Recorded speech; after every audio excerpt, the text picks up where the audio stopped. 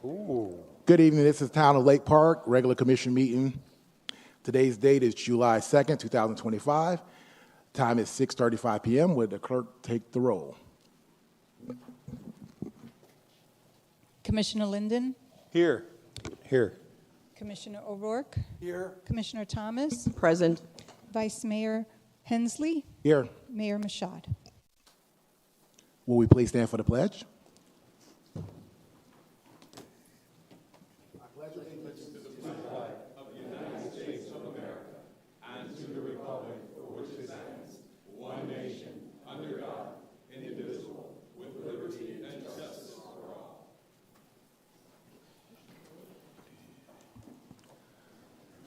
All right.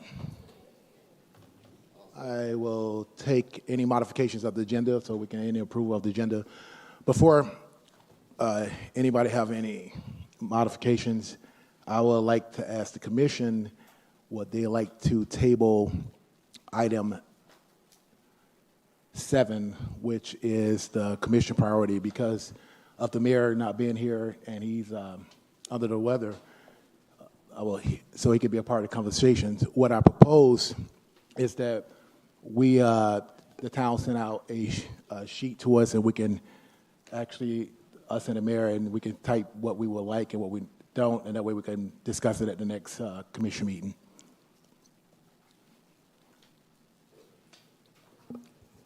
Mayor, Vice Mayor, I would also suggest if we're going to do 7, that we also do 6, because that is part of the scope of services and priorities. And if that's the desire of this commission, I would request that also be carried forward to the next meeting. I would ask that we not do that. I would like to have some discussion on that topic. Which topic would that be, Mr. Commissioner? 6. The strategic plan, yes. And hopefully it won't take too long. I'm good. Okay, so we're gonna, town manager, if we can give the directions of 7, and we can get a sheet email out to commissioners and the mayor, and we can pick the items that we would like to discuss in an open discussion for the next commission meeting. So, thank you. And so just to kind of make sure I understand what you're thinking. So basically send out all of the items that are on the agenda and then have maybe something that says, yes, you support it being on the budget, or no, you do not support it being on the budget. Is that what we're thinking? And that way we kind of get the feedback from you. And would we, at the next meeting, talk about the ones that were no?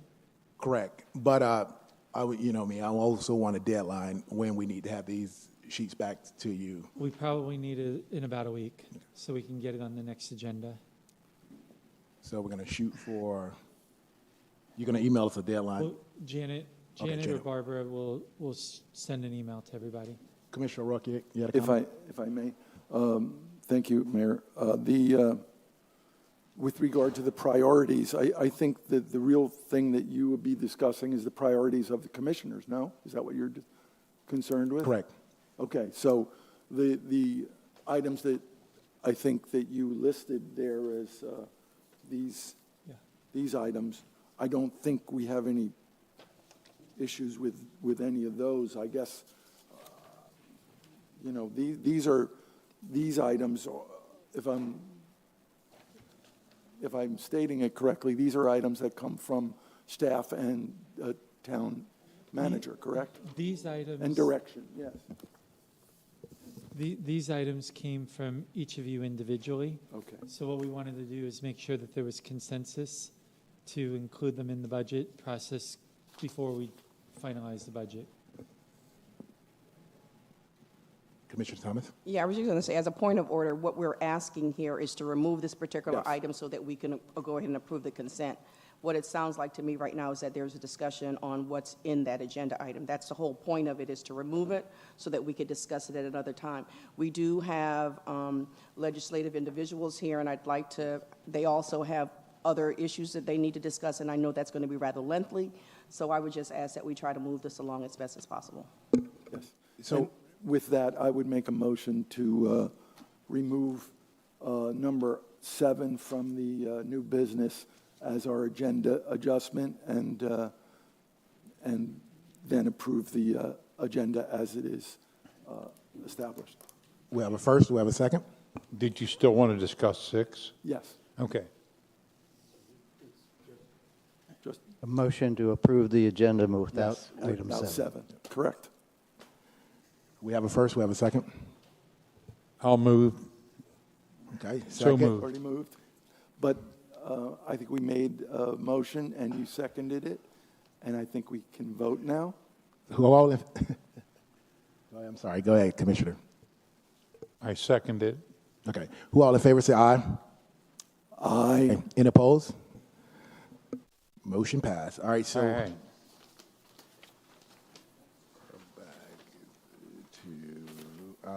Agenda approved. All right, so now we have a special presentation from our state representative, legislation, State Senator Mac Bernard and State Representative Javante Edmond.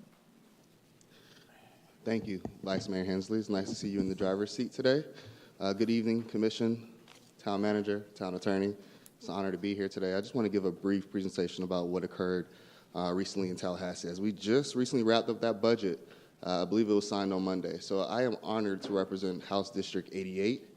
House District 88 covers Lake Park, Riviera Beach, West Palm Beach, Mangonia Park, and Royal Palm Beach. And this is honestly a special treat tonight. I also have my predecessors here today with me. Now County Commissioner, but former State Representative, State Senator Bobby Powell Jr. Y'all can give him a round of applause really quick. Yeah, thank you. And also who represented the District 88, our current State Senator, Mac Bernard.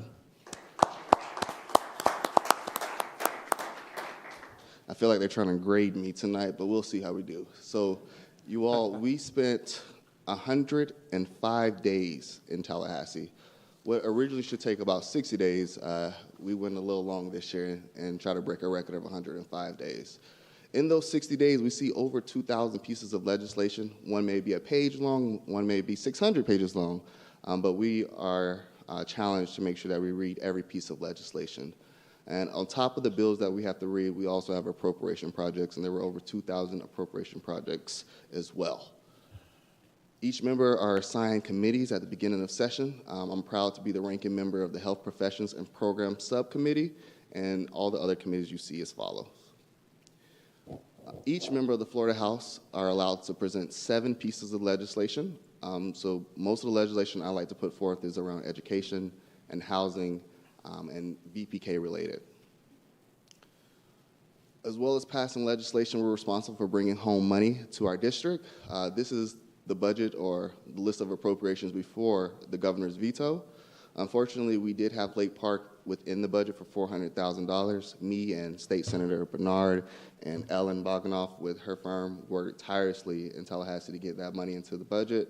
Unfortunately, it did face the consequences of the governor, and it was vetoed on Monday. Ellen, would you like to add anything in regards to that? No? Okay. All right. And so out of the 8 projects, only 2 survived, but it's good that we can still say we brought home a couple $1 million for Palm Beach County. So this is the budget before our governor's vetoes came through, but what I will highlight is that this year we had a lot of differences in leadership from the Senate President to the House Speaker to our governor. The biggest difference they saw was the tax package. At one point, we were separated in the budget about $4 billion, and that was because of the tax package that we were trying to figure out and meet in the middle. We end up meeting in the middle at $115 billion, and what's special about this budget, I will point out, is that they will be cutting the business tax, which is going to be very interesting to see how we make up that revenue, but it's also interesting to see how much it will benefit our business community. Also, you will notice that we have put money aside for a rainy day fund. We are anticipating maybe a potential deadly hurricane season, so we have been very thoughtful to put money into the reserves to make sure that we can take care of ourselves in case of emergency. Also, in education, there was $6 million allocated to the School of Hope, and also the Senate passed a tax package that says that any clothing under $75 is tax-free. So that should be very beneficial to our community. The most important topic that everyone wants to talk about is insurance. And unfortunately, nothing was done in Tallahassee this year in regards to insurance. Now, there was bills put forth, but none actually heard. There were good pieces of legislation, such as an insurance company cannot drop a homeowner 30 days after a hurricane, and also bills that would change the way insurance company litigates against residents. Unfortunately, none of those bills was heard, but what they did do is subpoena some of the CEOs of insurance companies to see where the money is going. During session, we had articles coming out that insurance companies were putting billions of dollars into shell funds, shell companies, and also some of the CEOs were getting paid upwards of $40 million a year. So we did bring them to the table to see what is going on. Unfortunately, I can't give you any good results that came from that investigation, but it is an attempt to make sure that we can reduce that burden. One of the best pieces of legislation or programs that come out of Tallahassee is the My Safe Florida Home program. That program is a $10,000 grant for residents to fix up their roof, their windows, their doors, their garage, and hopefully reduce some of those insurance burdens that they have. House Bill 913, we passed some legislation during the Surfside crisis that required condo associations to fill up their reserves, which passed on burden to the residents, upwards of $40,000 to $20,000 for assessments. So what we did is say that condos can now have different lines of credit to hopefully slow down that burden of assessment to residents. Programs, Hometown Heroes, Florida Association for Community Action, those programs are for first-time home buyers. So if you were interested in getting someone signed up for a first-time home buyer program, you definitely want to look at these particular programs. SHIP is part of our Sadowski funds slated for affordable housing. So that has been available for years and decades, but these programs in particular are very good programs to help residents. Renters didn't find a lot of love in this particular session. The only thing that was done for them is to say that if an owner did not disclose their flood insurance, that they can be reimbursed for what they have paid.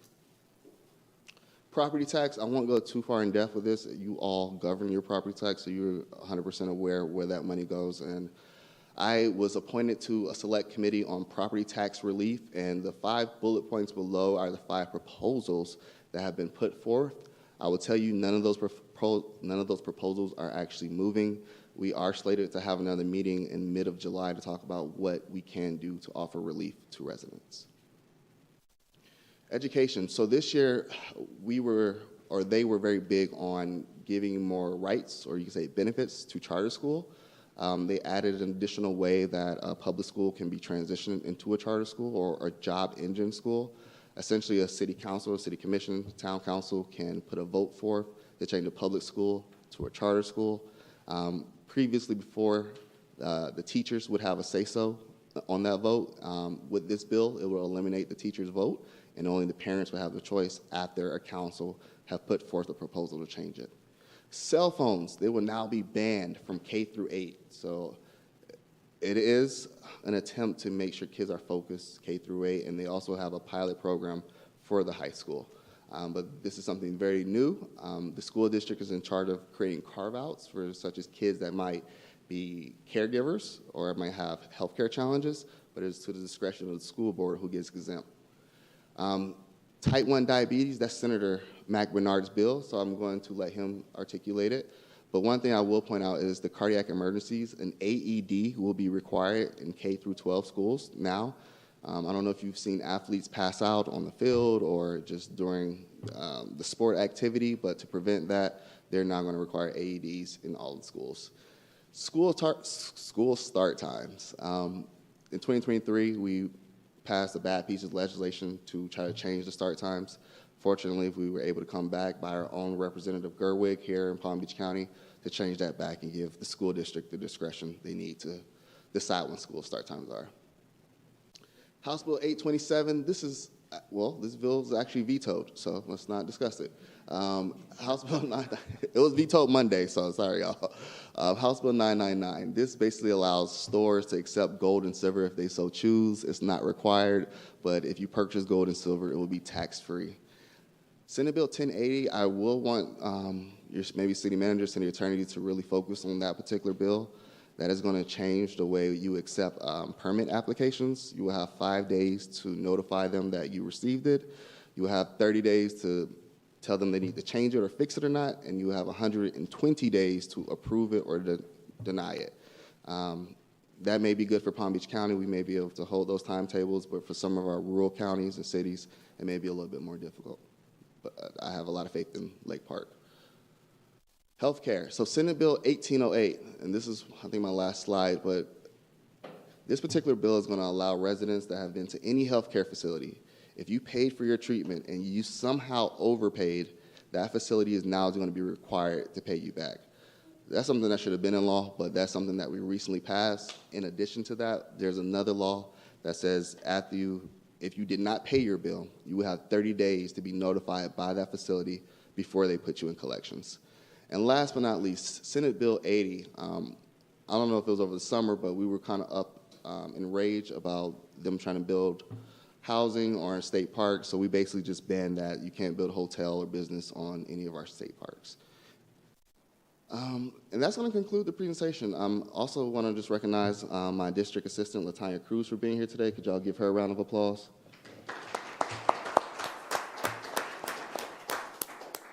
And that is going to conclude our presentations. Do you all have any questions? Yeah, if any question, we'll start Commissioner Linder. Any question? No, I'm good. Commissioner O'Rourke? I'm just a comment. Thank you always for all your efforts. I see Ellen Bogdanoff here also. I don't know if you recognized her. I recognize her, and we're grateful for all of what you do, and I'm glad you pointed out your legislative assistant. I was going to ask you to do that. You beat me to that. Because they're the people that make it happen. They do the job. Right? And we're very grateful for what you're doing for our community, and we appreciate it. Thank you, Commissioner. Commissioner Thomas? Yes, I actually do have some questions. Okay. The first question that I have is regards to, I think, the $900 million business tax. Yes. Right, repeal. What now happens? So where is that money redirected to? And then what do local businesses do? Because you're saying that it was almost $1 billion that they repealed. So is that money then refunded back to the local governments? Is it then refunded back to the businesses? What happens there? Great question. So that 900 million figure is basically an estimate of how much revenue that the state will lose because we're eliminating that business tax. That business tax usually is paid to our state and added to our general revenue. The big issue is how do we make up that general revenue money? The cities and counties lose nothing, but the state loses most, or we suffer the biggest burden. Okay. And just for clarity, January 1st, 2026, the tax moves from 2.2% to 1%. January 2027, it's eliminated. So it has a progression to be eliminated. Okay, thank you for the clarification on that one. The other thing is that I had was, I guess it was House Bill 948 that dealt with the landlords must disclose the flooding, I think it was, right? And so when you say flood monies that were paid in advance, are you referring to first and last or security? Because I didn't see anything as it relates to a certain time frame. So is that something that's going to be addressed, what a certain time frame is, because it's rather vague? And then it may be in the statute. I don't have the full statute in front of me. Okay. But essentially, if they fail to disclose the flood information at all, they can be reimbursed for anything they have paid. But not necessarily in advance. So if I was renting and I know I have to pay monies up front, which is my maybe first and last or security or first and security or whatever, is that the advance funds that needs to be reimbursed, or is it any rent including the funds? You're going to have to let me get back to you so I can see the statute and make sure I give you the right answer. And then lastly, the permitting timeframes. I think that was Senate Bill 1800. 1800. I'm not too sure. The timeframe for permit approvals. Yes. Right. So in essence, this is all over Florida, not just in our district, but all over Florida. Developers are guaranteed, or even property owners are guaranteed, that they should get a response from the local government or county government within, say, 2 weeks of submitting their permit application? So if it's in regards to such as like zoning related or a variance, once they submit that application, you have 5 days to let me know you received it. Within 30 days, you have to tell me if my application needs to be fixed or changed. By 120 days, you have to tell me if you approve or you deny my application. This is only for site issues. This isn't relating to like building permits, because we have had issues like that in the past. We don't have our own building department, Oh, but other, private organizations that do cover local or small governments like ourselves. So they would also need to be aware of it. And that's why I'm asking, is it relating to the building permit? Because site plan and site review is different. Right, and So- I know specifically it's related to zoning.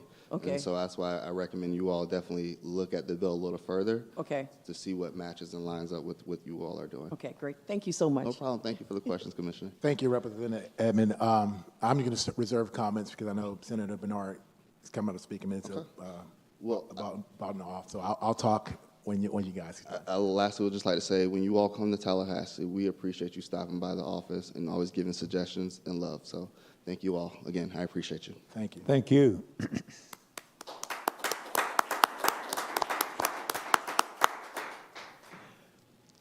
Thank you very much, Vice Mayor Hensley.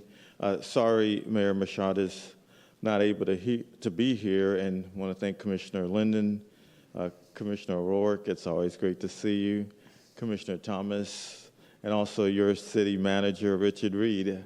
I was a city commissioner in Delray Beach when he had just started in the city, so we've gone a long way. And of course, very happy to see Senator Ellen Bogdanoff to be here representing the town of Lake Park. When I was a House member, we were in the House together. I still have my picture with both of us in the House. And also she was in the Senate when I was also in the House. So it's great that she is here. I do have one of my staff members, Parnell Auguste, who's here. Please stand up. Thank you very much. And we do have Willie Miller and Devonique Taylor from my office. And by the way, I am Mac Bernard, State Senator for District 24. And you do have the former senator who's from District 24. So he's here, Commissioner Bobby Powell. So it's always great. And Representative Edmonds gave an update in regards to some of the bills. And I'll give you kind of like my whole perspective of the legislative session. We passed the budget, which was $117 billion, and the governor vetoed $567 million worth of projects. And also he vetoed the $750 million that was allocated to the Budget Stabilization Fund, and that's like our rainy day fund.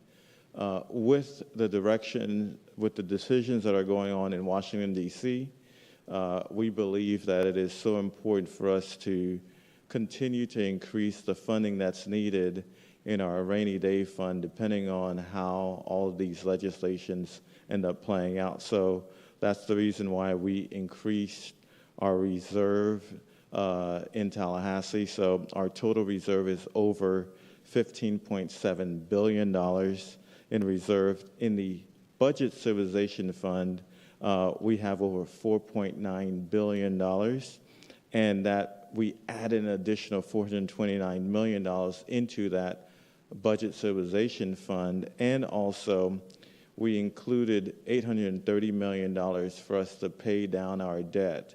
So in that way, we as a state are fiscally conservative in terms of making sure whatever that happens in Washington, D.C., or if we're impacted by any hurricanes, we are prepared to deal with whatever downfall that we may have to deal with. During this past legislative session, we've had committee weeks from January to February. We had over 3 special sessions, and the session's supposed to be 60 days, and it was 105 days. During the session, I ended up filing so many different bills. As a senator, you get to file an unlimited amount of bills, and 4 of the bills ended up passing. However, the governor vetoed one of the 4 bills that we had passed, and that was a bill that to address parole reform in the state, where we want to make sure that prospective parolees, if they take college betterment courses or graduate from high school, anything that they do in prison, that they would consider that in making their decisions for release in the future. But the governor vetoed that bill this past Friday. So we passed 4 bills, and 1 was vetoed. In regards to the budget, we're able to get funding for projects such as the Roosevelt Elementary School program, school enhancement programs, Peanut Island historic restoration, drainage improvements throughout the district. In the final budget that was passed by the legislature on June 16th, my office, we had over 29 projects that were funded in the final budget, which totaled over $20 million and $896,879. And out of that 29 projects, 19 out of the 29 projects survived the governor's veto. And so that means that we were able to get 19 projects funded. And unfortunately, the Lake Park Traffic Safety Upgrade Program did not get funded. It was vetoed by the governor. And so myself and Representative Edmonds and Senator Bogdanoff, we look forward to meeting with the governor's office to find out exactly what issues do they have with this project, and hopefully whatever issues that they have with this project, we'll be able to work on it, so that way we can work on appropriations next year. In regards to the amount that we brought back to the district, out of the $20 million that we had requested, over $15,658,000 were funded during this legislative session. So from that perspective, that means that if you have $20 million and $15 million was approved, so we were able to get over 75% of our funding that came back to this district. We have a list of the different projects throughout the District 24. In Riviera Beach, we're able to get $500,000 for the Riviera Beach Law Enforcement Training Facility. Palm Beach Atlantic, over $2 million.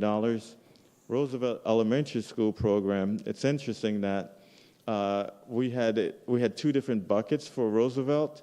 One was for $21,000 and the other one was for $853,000. Because the $21,000 was put in the budget by the speaker, the governor vetoed the $21,000. So, because he was like, he's not happy with the speaker, but we were able to get that $853,000 for Roosevelt, so that survived. We had other programs from Youth Center Gold Seal program, over $450,000. The City of Lake Worth Beach, $750,000. Green Acres, $550,000. Just different projects. Lake Worth Lagoon, $525,000. So there are different projects that we were able to get approved. Unfortunately, there were projects that didn't get approved, and so we'll get a chance to work on those projects during this next legislative session. And so from my perspective, we're really thrilled that we're able to get $15 million that were funded for District 24, and so we're proud of that work. And now we look forward to the next legislative session, and so we will start committee weeks during the month of October. And so what we'd love to do is work with your lobbyist, Senator Bogdanoff, for us to get these appropriations requests early so we can work on them, and so we can kind of like make sure that we can get as much funds to the town as possible. Next year, there will be a major discussion in regards to property taxes. And so there will be a ballot initiative that we're not sure what will be agreed on between the House and the Senate and the governor's office to provide some type of property tax relief for the residents of this state of Florida, which means that as we're having these discussions, we will continue to need you to do the work that you do with the League of Cities, with your city managers, to continue to travel Tallahassee and to work with Senator Bogdanoff, your lobbyist, to make sure that whatever decision that we make does not have a major impact on the town in terms of your ability to provide the public safety that's needed for this town. So we look forward to going to Tallahassee next year. Session will start in January, and so the work will start pretty much over the summer. So it's been an honor to serve the residents of Lake Park during this legislative session, and we look forward to continuing to represent you. Thank you for having me. Thank you, Senator Bernard. Ms. Bogdanoff. Thank you, and appreciate being here, and good to see some old faces here, right? Not old faces, I didn't mean Enough of that, okay? Yeah, it was kind of disappointing to see the veto. I think part of the problem is that a lot of times what the governor's office will do is contact the representative of the senator and kind of give them a little bit of a heads up. But when you get the budget at the 11th hour and then you sign it the day before the budget is actually going into effect, they didn't really have an opportunity to do that. But we've all talked, and we're going to make the commitment to go back to the governor's office, because we don't want to submit a project that the governor sees as deeply flawed. What was wrong with it? I know we worked very hard with Merrill to make sure that it was, safety related. But whatever the issue is, we will find out, and we will make sure that whatever we submit next year is something that's in line with what they want to do.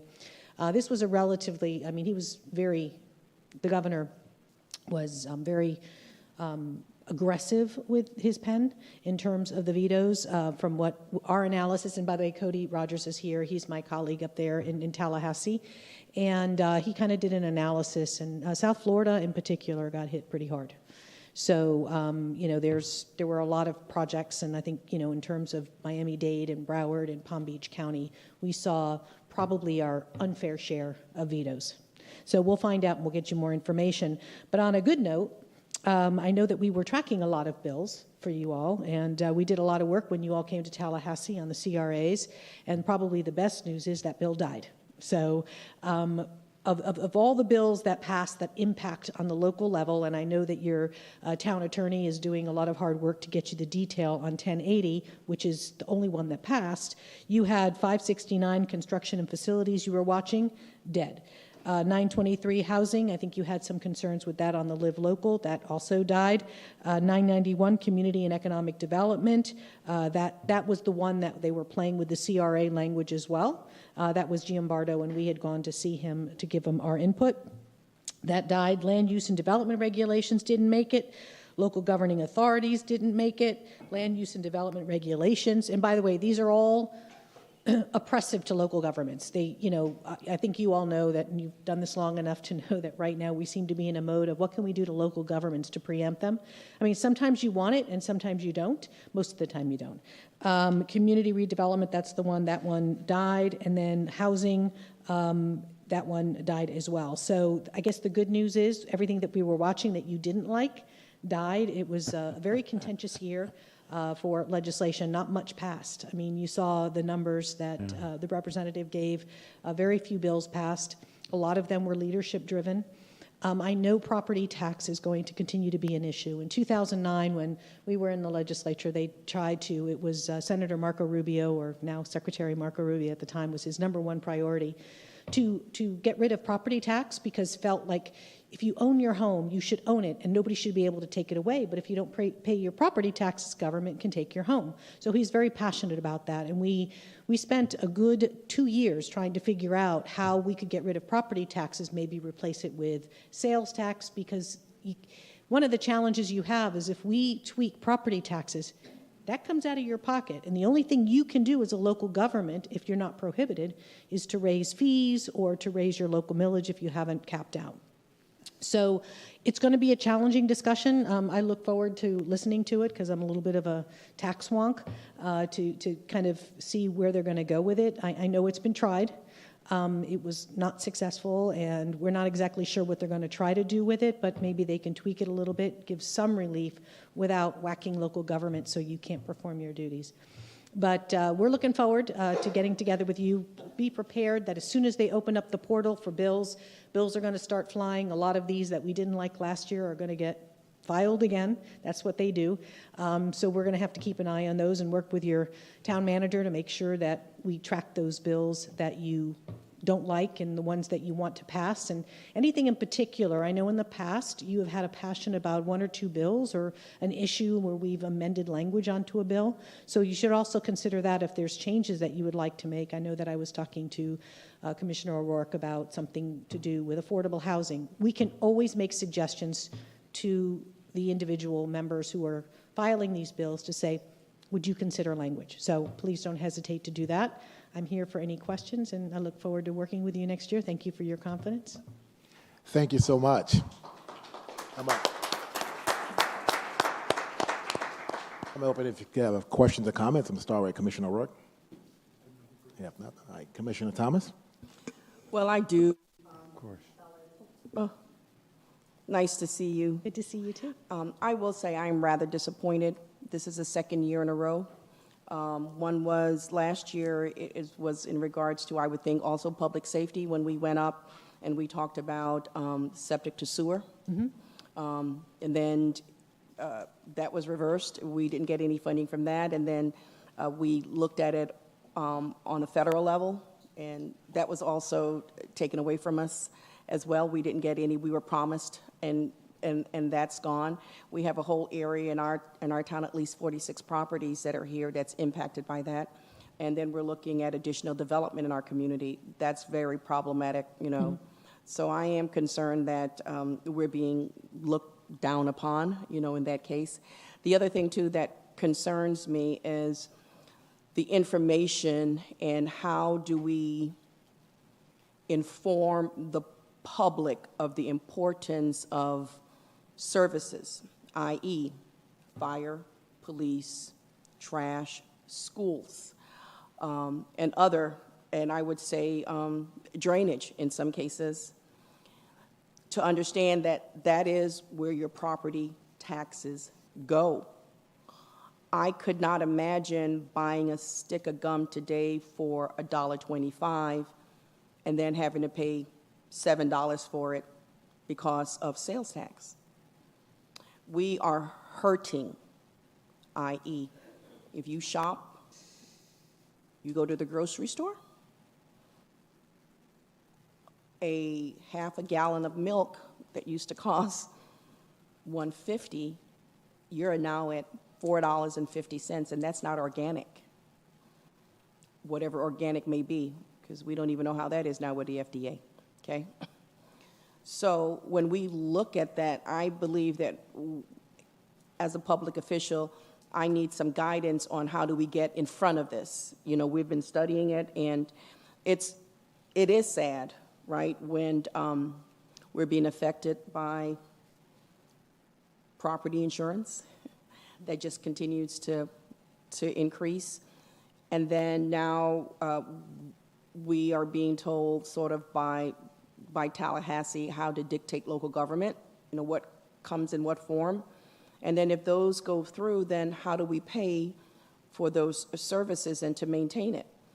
Because every day I like the fact that when I open my door, my roads are cleaned and students can go to school. So whether it's public or chartered, we need to figure out that property taxes talk, and somehow we need to figure out what those talking points are so we get ahead of this. Because if we've been studying this from 2008, 2009, and now we're in 2025, 2026, it's being eroded, you know, slowly, and it's painful because we also have transportation issues.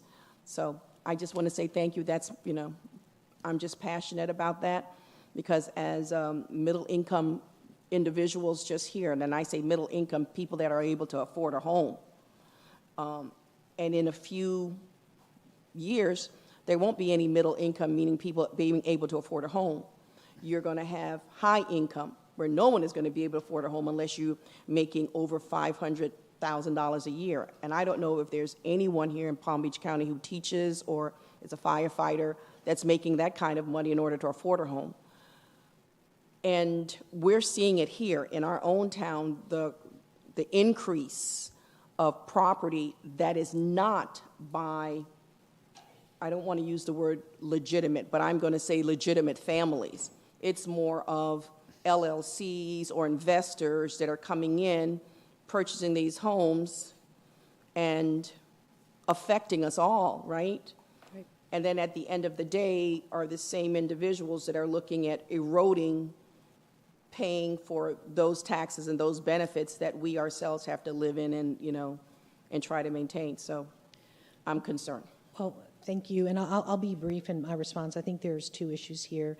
The first one is that, first of all, you have phenomenal two members up in Tallahassee working on your behalf. They work very, very hard, and we are going to sit down with the governor's office. A bit of our challenge has been there's been a lot of turnover there.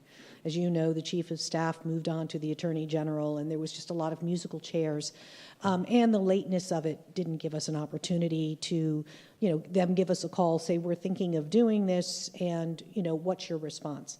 But we have to sit down with the governor's office, and we have to say to them, look, this is the second year in a row. I know that, there's a matrix. Okay, is it a new project? Well, that's one mark against you.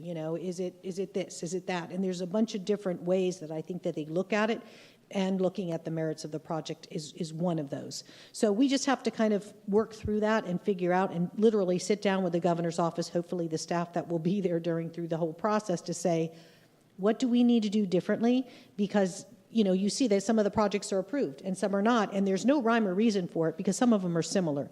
So we need to work through that. As far as getting ahead of the property tax issue, it would only be for homesteaded property. So that should give you some relief that if LLCs are buying, that's not homesteaded property. They're not going to benefit from the tax relief. That's usually what they're trying to do. But you also have another challenge because state law doesn't allow you to campaign. Right? So you have to figure out what other entities out there, I'm sure your town attorney can get very creative to say, I know that a lot other communities that I work with get independent groups, maybe a business group or the chamber or somebody else to say, you all have to step up and start educating the public on what your tax dollars do. Because we all know that nobody wants to pay taxes, but everybody wants to call 911 and they want to have a police officer at their door if there's an emergency. If somebody has a heart attack, they want EMS there. And to kind of, get that message out, I think the League of Cities, I'll be there in August. I know some of you will be there as well. I saw a couple of you on the list. It would be important to come up with some strategies with the League itself and with the counties to say what organizations are going to step up and say, this is a bad idea. It's going to be challenging for some of the business groups because if this is coming from the legislature, they may not want to necessarily be on the opposite side of this. So it's going to be the challenge of the local communities to say, you're going to pay for it one way or another. We're going to do an EMS fee, a fire fee, or this fee unless they prohibit it because we have to create the service. And I think aggressively publishing your budget to the community at large and showing them how much of it is police and fire and public safety, which is the vast majority of what you do, I think would be important. But to me, that's the only way you're going to get in front of it is to have third-party groups who understand the challenges, step up and agree to deliver that message for you. And I would start delivering it now because it's coming one way or shape or form, and we just don't know what it is. So, thanks. Thank you so much. Thank you, Commissioner Thomas. Commissioner Linden? No, I'm good, thank you. Town Manager? Yeah. I just wanted to say, this year, when we went up for legislative action days, we did, the mayor and Commissioner Thomas and I had the chance to go up and lobby. We did things a little bit different, and I want to just say thank you, Ellen, to you and your staff. You made us feel informed. You got us into places that, we really, I think, had an impact in who we were able to speak with. And I really appreciated that. You're so welcome. thank you very much. To Representative Edmonds and, of course, Senator Bernard, I can't thank you both enough. And I think on behalf of, the mayor who I spoke with earlier, and he wanted me to share this with you as well. You guys just always do just an incredible job for our community, and you're honest with us about where we stand with what we're looking at, and you always represent what we're looking to go forward with. And I know he wanted me to say thank you to both of y'all, so we appreciate y'all. And of course, Commissioner Powell, thank you for being here. So you're awesome. All right, so the town manager took that right out of my mouth. That's okay. We want to thank you guys for all you do, not only in Tallahassee, but in the community. I always see you guys around. You're always involved. Representative Edmond, Elaine, and, Senator Bernard, and always Commissioner Powell, always around helping us out. We really appreciate it, and thank you for everything you guys do. All right, so we'll move on. Our next is a presentation for the North Chambers. Mr. Noel Martinez, and orchestrate communicator, Ms. Bergman. Good evening, Commissioners, Vice Mayor. Thank you so much, Commissioners. And of course, Mr. Reed, thank you so much for giving us the opportunity to present to you today. For the record, I am Noel Martinez, President and CEO of the Palm Beach North Chamber of Commerce. And with me today, I'm joined by Caitlin Bergman, our Director of Strategic Initiatives, and Miss Jackie Ramirez with the Small Business Development Center at Florida Atlantic University. I know usually I'm here to advocate on behalf of a project, but today I'm not here for that. I'm here to really share about a new exciting initiative that we've put together in partnership with Florida Atlantic and the Small Business Development Center. 83% of our businesses are small businesses, right? We were created in 1948, 77 years ago, right down the street in Riviera Beach on a small business owner's front porch, because there was an issue that this small business owner had, and he realized that together he's stronger than he is on his own. And here we are, like I mentioned earlier, 77 years ago, that grassroots start has grown into one of the largest chambers in South Florida and most respected chambers in the state, representing over 11 municipalities, 800 businesses that employ thousands of residents here in the Palm Beach North region. This summer, as we mentioned earlier, we're calling it our roadshow, and we're launching a city council presentation tour to raise awareness of this new program that's gonna help our small businesses and entrepreneurs. Our strategic plan, and I know you guys are familiar with it because we talk about it all the time, continues to drive everything that we do. We champion for small businesses every single day through a lot of different ways, right? We're a resource forum. We do ribbon cuttings for them, all kinds of networking and mentoring opportunities, and of course, advocacy at the local, regional, and state level. We host events and forums that strengthen professional growth and civic engagement for our small businesses as well. This new Local Business Resource Center is the next step in supporting our small businesses, offering structured, accessible support for our entrepreneurs and small business owners. I'm going to go ahead and hand it over to Caitlin to tell you a little bit more about it. Thank you. Hi, Caitlin Bergman again with the Palm Beach North Chamber. Thank you so much for having us. It's so good to see you all. As Noel mentioned, being a resource to our small and local businesses is at the core of what we do. It's at the core of who we are. It's incredibly important to everything that we do. So we're very excited about this Local Business Resource Center that we've launched this year. It's essentially a one-stop shop for business owners or someone looking to start up a business for all of the resources they may need, whether it's permitting, zoning, which I guess we'll have to update after hearing from Representative Edmonds. We've got links to all sorts of step-by-step guides. We've got mentorship resources, events, and so much more. So we're very excited about this.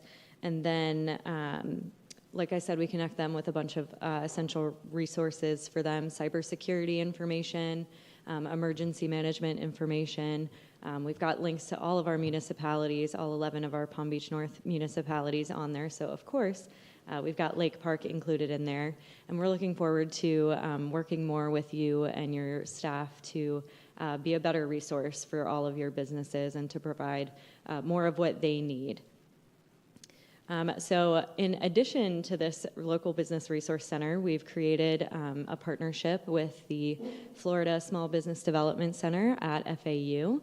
which we're very excited about. They're another free resource in our area that a lot of businesses and local residents don't know about. So we're very excited to create more access to this resource. So I do also want to clarify that you don't have to be a chamber member to access these resources. I know we're part of the chamber, but we want everyone to be able to have these resources. So with that, I am going to introduce you to Jackie Ramirez, who is the Assistant Director and a Senior Business Consultant with the Florida SBDC. Thank you.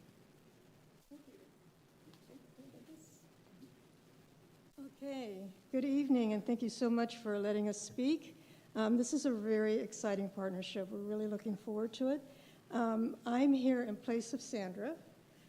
Dr. Marin ended up calling me after sitting at an airport for 6 hours waiting for a flight and having it canceled. So she's trying to get back and asked me to step in for her. She is the director of the FAU of the SBDC for Palm Beach and Broward County. Like Caitlin said, I'm the assistant director, and I tend to focus more on Palm Beach. And I wanted to tell you a little bit about us and how we're going to be functioning. There are a lot of people that don't know a lot about us or haven't heard of us, yet we've been around for 50 years. We're an agency of the Small Business Administration, and over 50 years ago, 3 of their board members who were from universities in California and Georgia held a special meeting with the board. And they had completed some research that had gone on for a few years, because every time there was a loan that was given out to a small business by the SBA, it was recommended that they talk to the universities. And what they did is they went back and tracked of those small businesses that actually came to them for help versus those that did not, who was most successful. And it was very clear that it was those individuals who came to the university and were guided throughout the building of their business and the growth of the business that far exceeded success beyond those who did not get that level of guidance. So it's not just having money, but it's having consultants around you who will help you put that money to the proper use. So we've been around as a result. They turned around and they started a network in Florida, a network in California, a network in Georgia, and now there's a network in every state in the U.S., as well as all of our offshore countries, and it's just growing very fast. Now, what do? As a result, what we're looking for is actually empowering entrepreneurs, helping strengthen them by working with groups like the Chamber of Commerce, by providing them tailored business guidance at no cost for the life of their business. Once they start working with us, they have access to us as long as they want access to us. And what we've really done is try to build stronger economies within those partnerships that we have. Rather than having them just coming into our office and getting one-on-one, we're really looking at the economy that they sit in and building the partnerships to help make sure that we bring in the type of support that they need. So we're building the economies, we're bringing in resources, we look for alternative and new revenue sources for these businesses. We build relationships with the government contracting process that programs that are available. So it's really looking at taking small businesses from where they are in their community, affecting the community in a very, very positive way, and helping them grow. And we have the number of success stories that are pretty amazing. So you'll see to the right here is some of the sample of the impact that we've had just in Florida. And we actually will track that when it comes to the cities that we're working with. But it's important that whether it's a small business, just started business, there are some people that have an idea. I love talking with entrepreneurs that come in and say, I have an idea, but I don't know if it's going to work.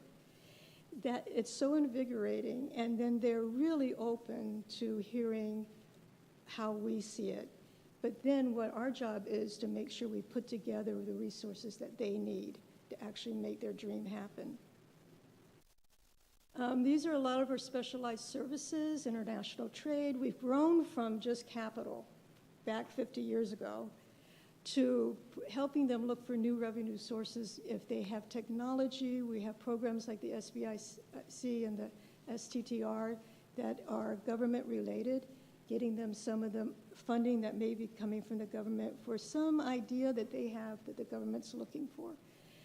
We've even grown into organizational development and culture, research, disaster recovery plans. Understand that we are the primary resource nominated by the state of Florida to respond to the small businesses when there is a disaster that they've suffered through. And our job is to get into the towns that were affected and actually get them back and open. The longer they are not open, the less likely they will ever open. So we move in with our buses, we open up the office right there, and we help them get the funding they need and the planning they need to get ready. So I'm here if you have any questions. We're looking forward to helping the Chamber actually put together this program for the local cities and to be here as often as possible to help them help these businesses function and grow. Okay? Yeah, thank you. And if I could jump in there, I'll just send in and we'll absolutely take some questions, but we could use your help spreading the word. You know, if you hear someone say, I want to start a business. I have this amazing hobby and I'm starting to make a little bit of money and I want to turn it into real business. That's the person you connect us with, right? That's the person that we're looking for. Or the small business owner that wants to scale their business, wants to be paired up with a mentor that has done it before, that knows how to find them access to capital, knows how to get them in front of resources that are going to help them scale their business. Those are the people that could really take advantage of these resources. So please help us spread the word. And we'll open it up for questions. Thank you, Ms. Martinez. The town manager made a great observation and comment about we have a lot of local business, small businesses here in Lake Park that meet, and this will be a great presentation for them to connect with you guys on to learn how to grow their business and do further presentation with our CRA director, Allison. So I think that'll be great. So I'm going to give the commissioners a chance to comment or have any questions. I'm going to start with Commissioner Taylor. Thomas, I'm sorry. Commissioner Thomas. Good afternoon. So nice to see you. In fact, the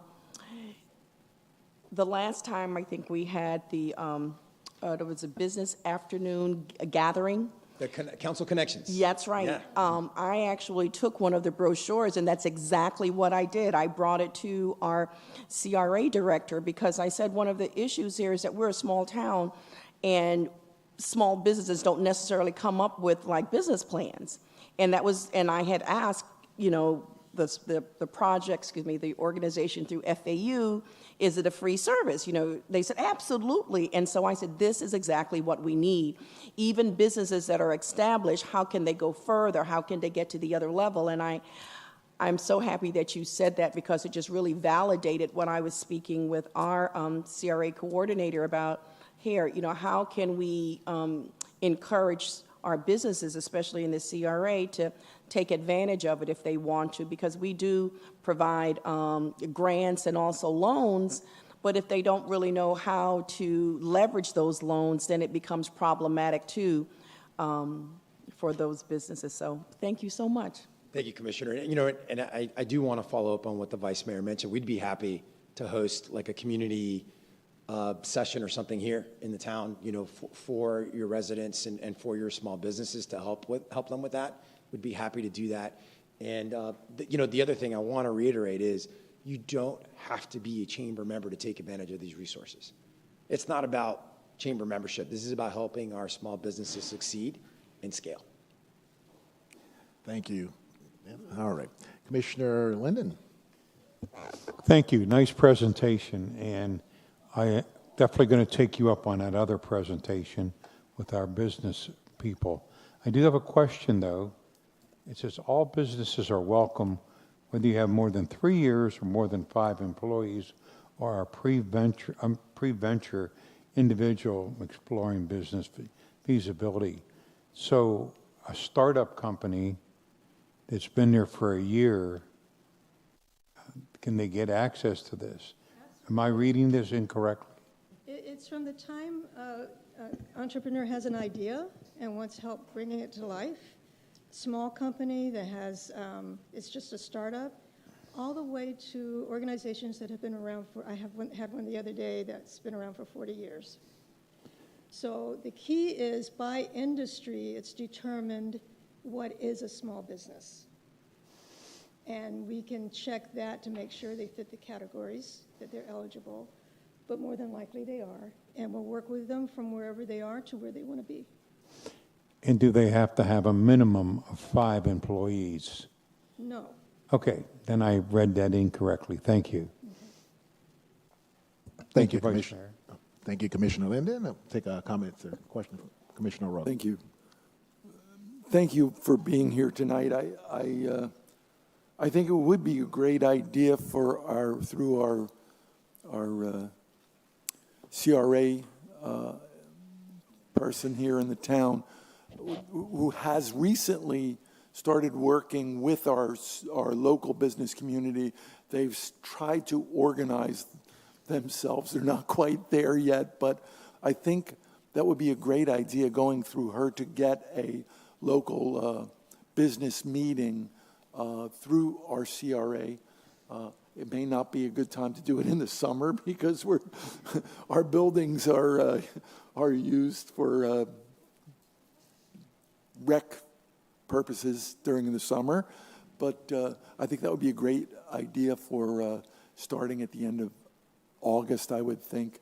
And I'm sure our town manager, and I'll prompt him on that too, to remind him to get that going. So again, thank you for being here. You know, when we hear about things like this, it triggers thoughts in our heads. So like, wow, I never thought of those things. But that's what the beauty of sitting up on this dais is about. We create magic sometimes, and this would be magic. And we're gonna get back to you. This is a great idea, and we appreciate all that the chamber is doing, and we appreciate what you're doing for our small businesses at FAU too. Thank you so much. And I did, so sorry, I forgot to mention that part of our partnership with the SBDC is to co-host events with them. So August 5th, we'll be hosting our first one at the Chamber office. I believe that one is geared toward starting up your business and, you know, being a new entrepreneur. So I'm happy to share that information with you as well. I think those topics will kind of filter as we continue to host events with them as well. And then eventually we'd like to be a satellite office for them to be able to see customers in there as well. So. Thank you. Thank you, guys. Thank you for all that you do for northern part of Palm Beach County. Caitlin, I saw you and I thought to myself, like, what is she doing here? I was thinking about you in my next life. I forgot about it all that comes together. But thank you so much for all, everything you guys do and continue to do the work and working with Lake Park. Thank you. Thank you. Next, we'll have a proclamation for our National Park and Recreation Month.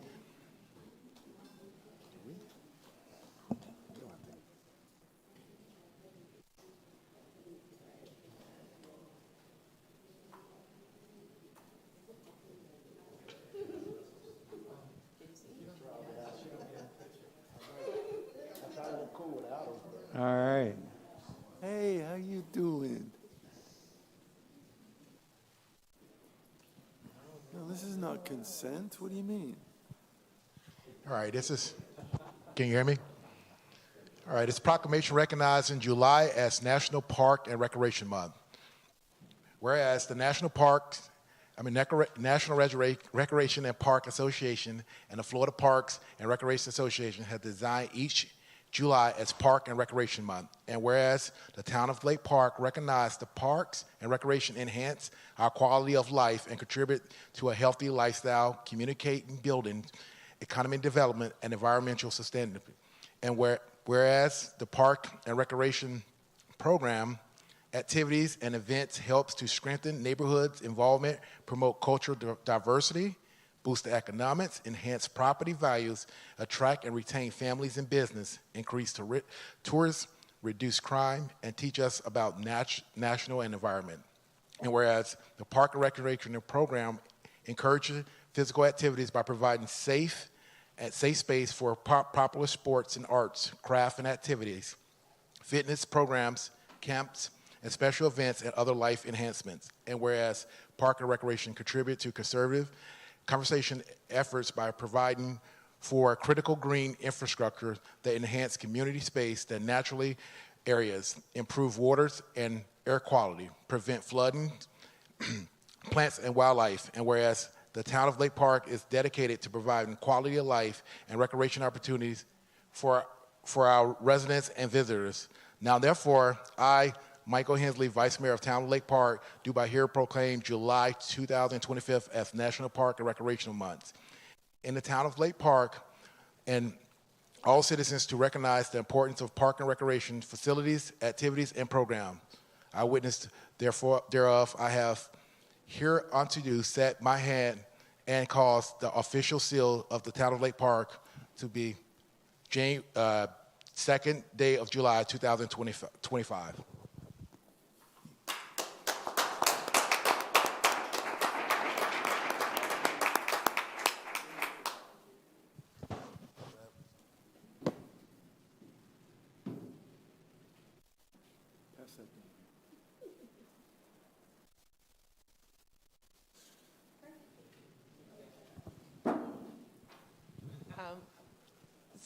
So I just wanted to say thank you to the town for recognizing National Park and Recreation Month. I'm Reunity Franks, the Special Events Director. This is Michael Sloan, our Recreation Supervisor. And then we also have Sarah Knott-Garney, who is our Events Coordinator. But we could not do half of the stuff that we do also without our Public Works team. The facility maintenance guys and grounds maintenance, they really help us with all of the day-to-day activities. We always get so many compliments on how beautiful our parks are. Every year, you know, people come over and they want to do some kind of cleanup activity in the parks, but then there's nothing to actually clean up because everything's so beautiful. So, but thank you all so much for this.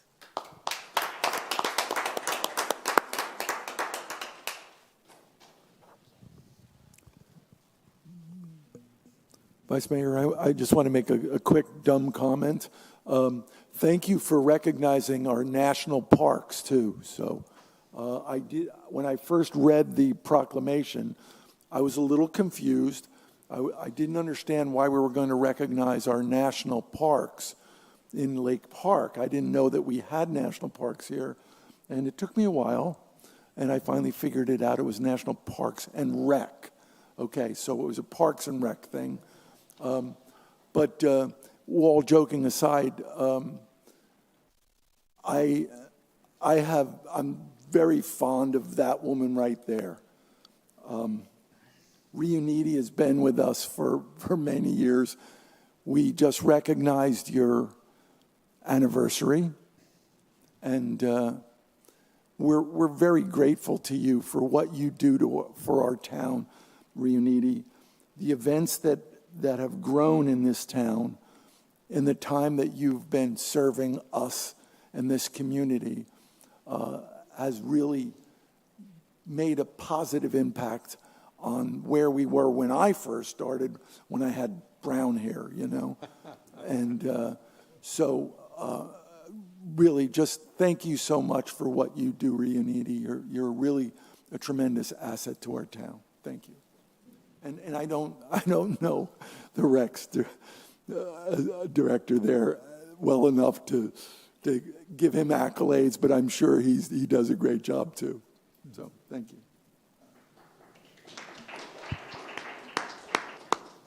We're now to public comments. we'll start. We have one that's agenda item, so we'll wait for that one. But right now, public comments, we're going to have Captain Stephen Eckerson.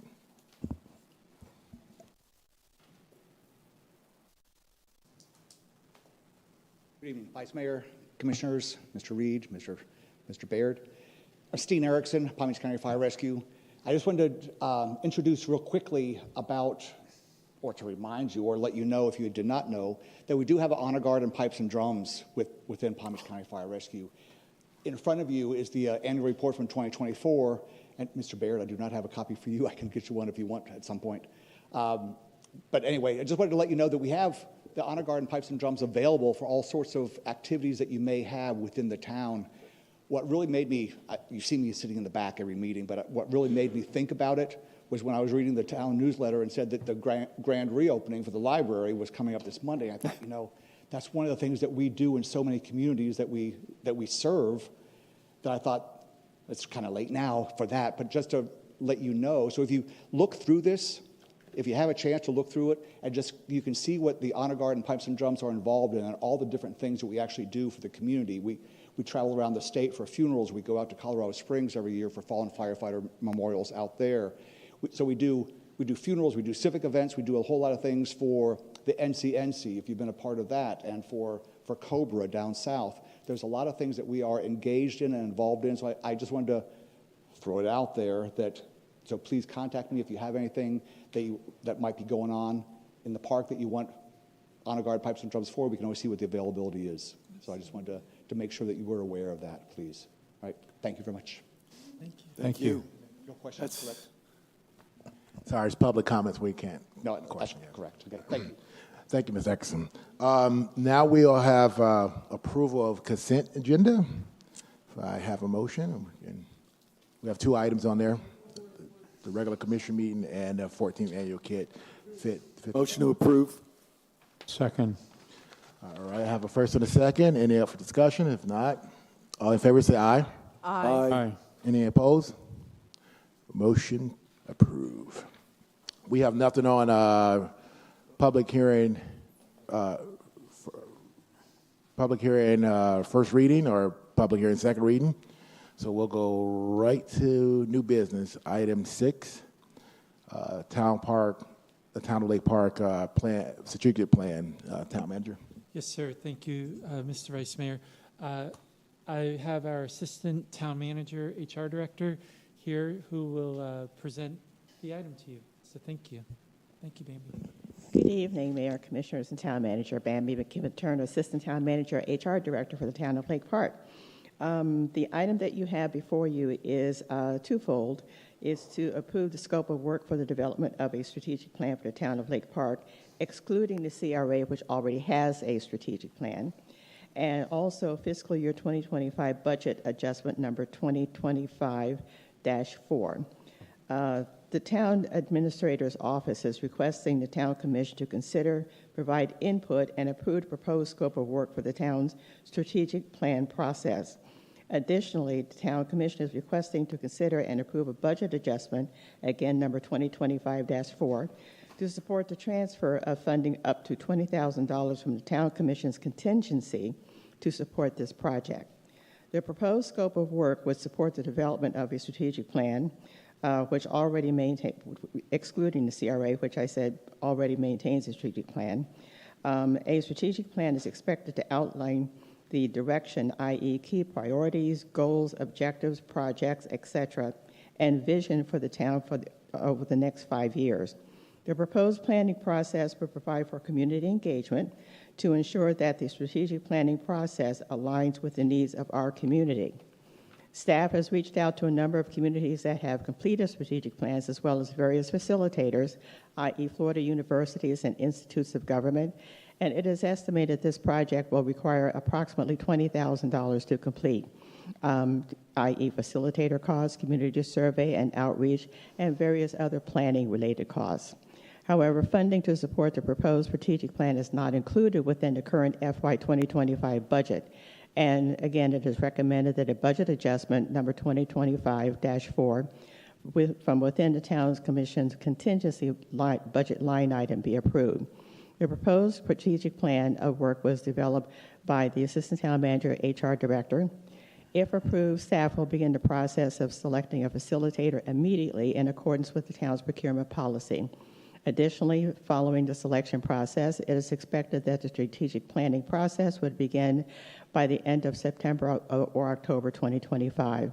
The process is expected to take 6 to 8 months from the start of work, expected completion in spring/summer 2026. Staff recommends approval.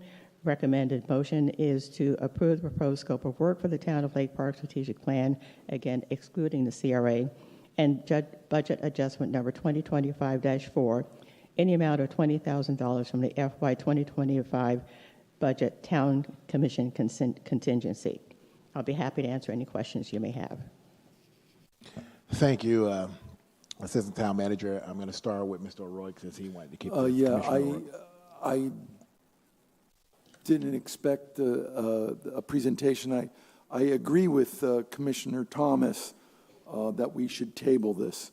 I don't think this is something that we should take out of order from our budget process. To me, this should be put into our budget process. I don't think there's any need at this time to put an extra $20,000 out there to do a strategic study, considering the fact that we really, prior to doing a strategic study, strategic plan study, we need to do, before we do that, we need to get in order our plan to put our comprehensive plan together. That, to me, is a more important priority at this time, and I think we should focus on doing that and making sure we have funds for that. And I think we I'm concerned about the budget coming up, and I would rather hold off on this strategic plan until we figure out what we're doing with the comprehensive plan reassessment. Thank you, Commissioner O'Rourke. Commissioner Thomas? This is really like a legal question I had for you, Tom. We're doing two things in this agenda item. One, like the request for a transfer fund, and so I wanted to know, would there be a request or a need for a resolution with this being the way it is, that we are amending, in a sense, and transferring funds in order to allow for the strategic plan? Is one, because of the way it was written, and then also in it's written also for an RFQ, a request for qualifications, like to do it. So I just wanted to know, how would we, is it being done properly? I guess that's the question. You're talking about item 6? Yes, I'm talking about item 6.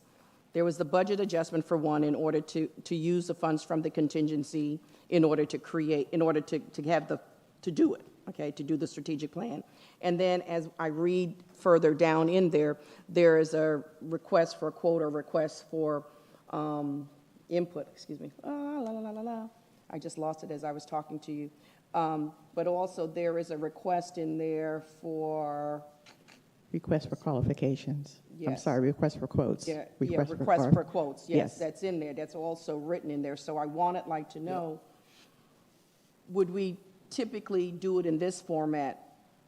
Because I thought that maybe it would be better to have it bifurcated and have a resolution to transfer the funds for the contingency, and then, of course, for the request for proposal. Well, I don't like to punt, but I think that's an administration question. Okay. I mean, I don't know. I don't know. I'm just asking the question just because I've never seen it in that form.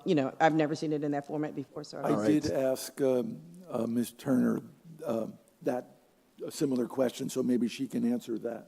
Okay. I know in the past we have taken similar action. We asked for a budget adjustment, and at the same time ask for approval of an item, all one item. Okay, but because, okay, and I'm going to explain the strategic plan. As part, the strategic plan that I'm seeing this as, it was part of the contract that we signed, this commission signed, that stated that within 180 days, we are to come up with a strategic plan to identify priorities as it relates to our town manager. That's one of the requirements that's part of that contract.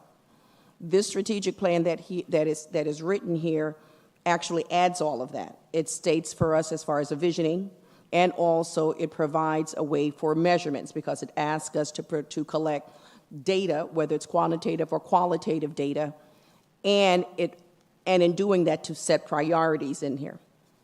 So the discussion that I wanted here was to get some clarity from this commission, because when we signed the contract, and if you want to go back and you look at the contract, it specifically says that within 180 days, a strategic plan should be prepared by this commission in order to evaluate our town manager. So in saying that, I want all of you to kind of look at it and decide how are you going to evaluate it, and if in fact this is the route that you would like to go. I will say that we do need to have something that provides a vision.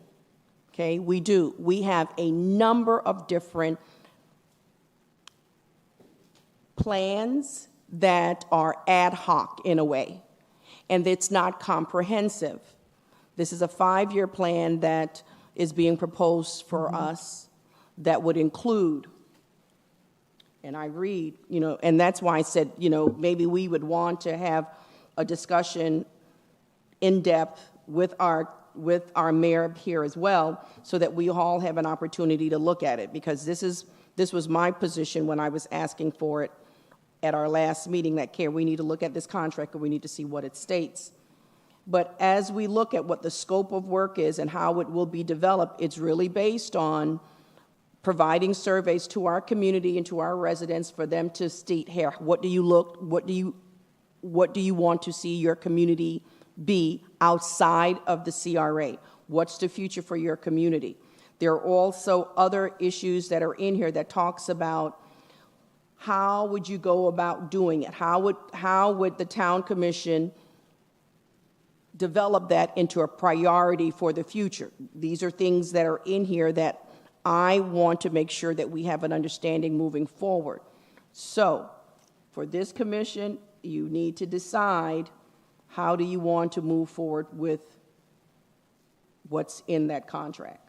And if this is in light of, or this is in conjunction with what you intend the strategic plan to be. Because for me, there's a strategic plan that relates to the visioning of our community.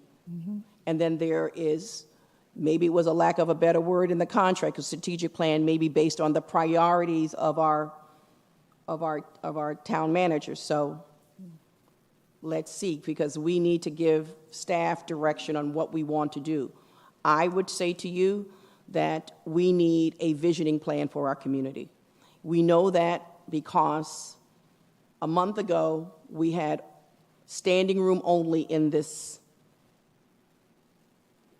commission chambers. And that wasn't just because it was the PADD. It was, what do we want our community to look like? And so this is a great opportunity for us to do that. Now, I understand the requests for this to be moved because we are still in fiscal year 25 budget.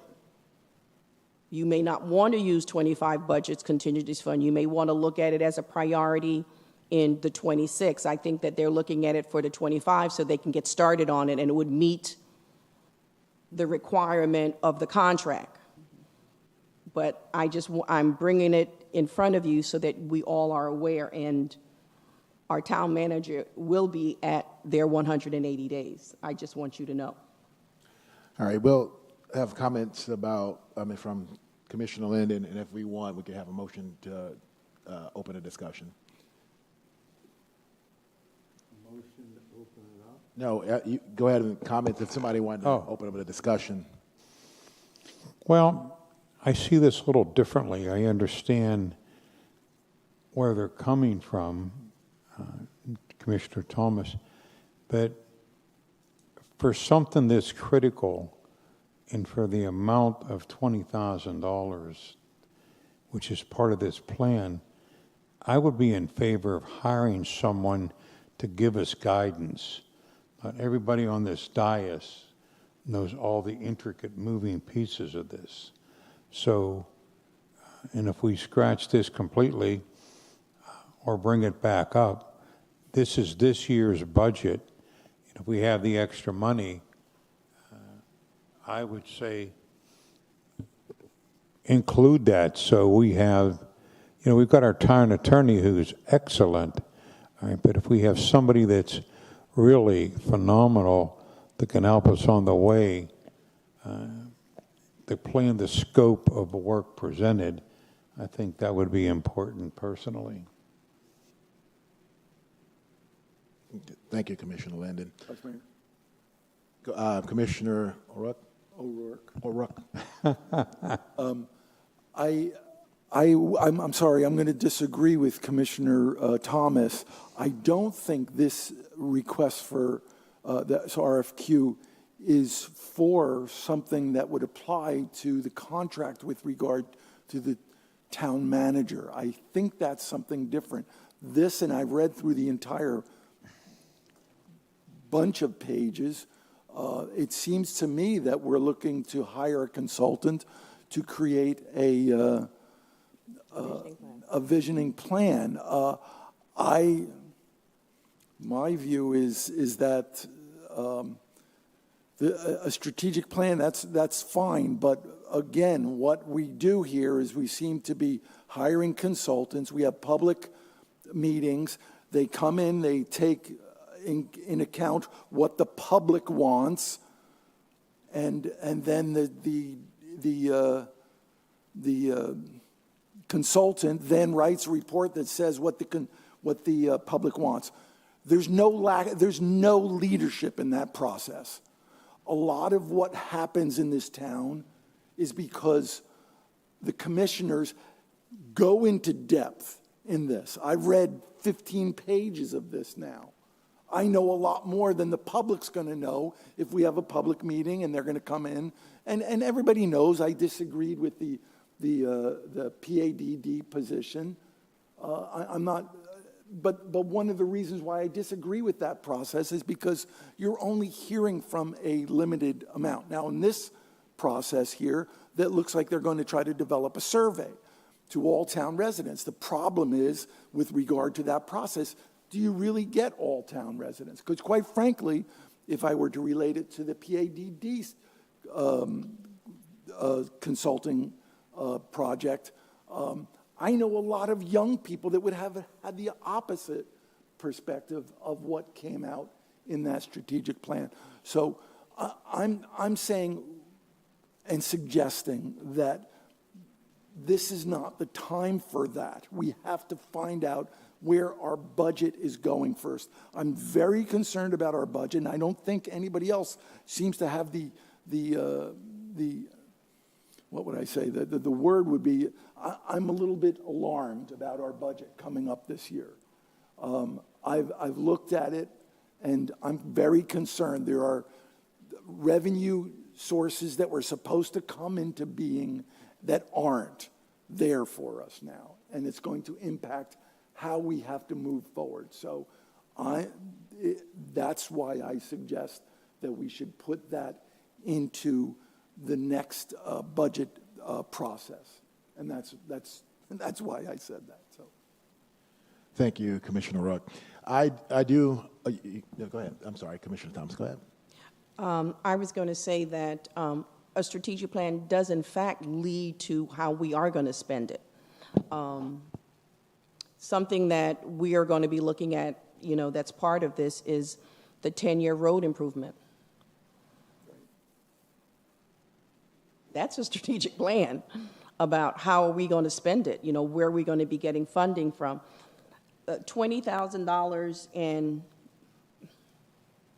is a lot of money, but it's not a lot of money when we're thinking about the extent of what needs to be done. However, I will say that in reading the agenda item, what was very apparent here, it stated that there are Florida universities who engage in developing this. So if it's the commission's desire, and I don't know really what the laws that govern how you can, I wouldn't say appoint, but choose a university or something like that to do a study for it in order to reduce that cost, because typically you would have graduate students with a professor or whatever, or the Institute of Government, which are professionals who go out and actually like do that. There are ways that this cost can be done differently. You know, I mean, you don't necessarily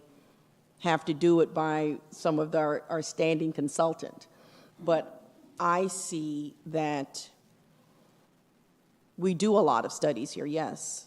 But that is an issue because we do a lot of studies and we have a lot of plans, and there really isn't a comprehensive focus on what we see ourselves as. And this particular dais changes every 3 to 4 years. And so therefore, if you have a plan that actually says, here, this is the staying the course of where we are, then I would say to you, my fellow commissioner, we would be staying that course, right? Because there would have been a plan in place to move, you know, to move along with that. I would have desired for this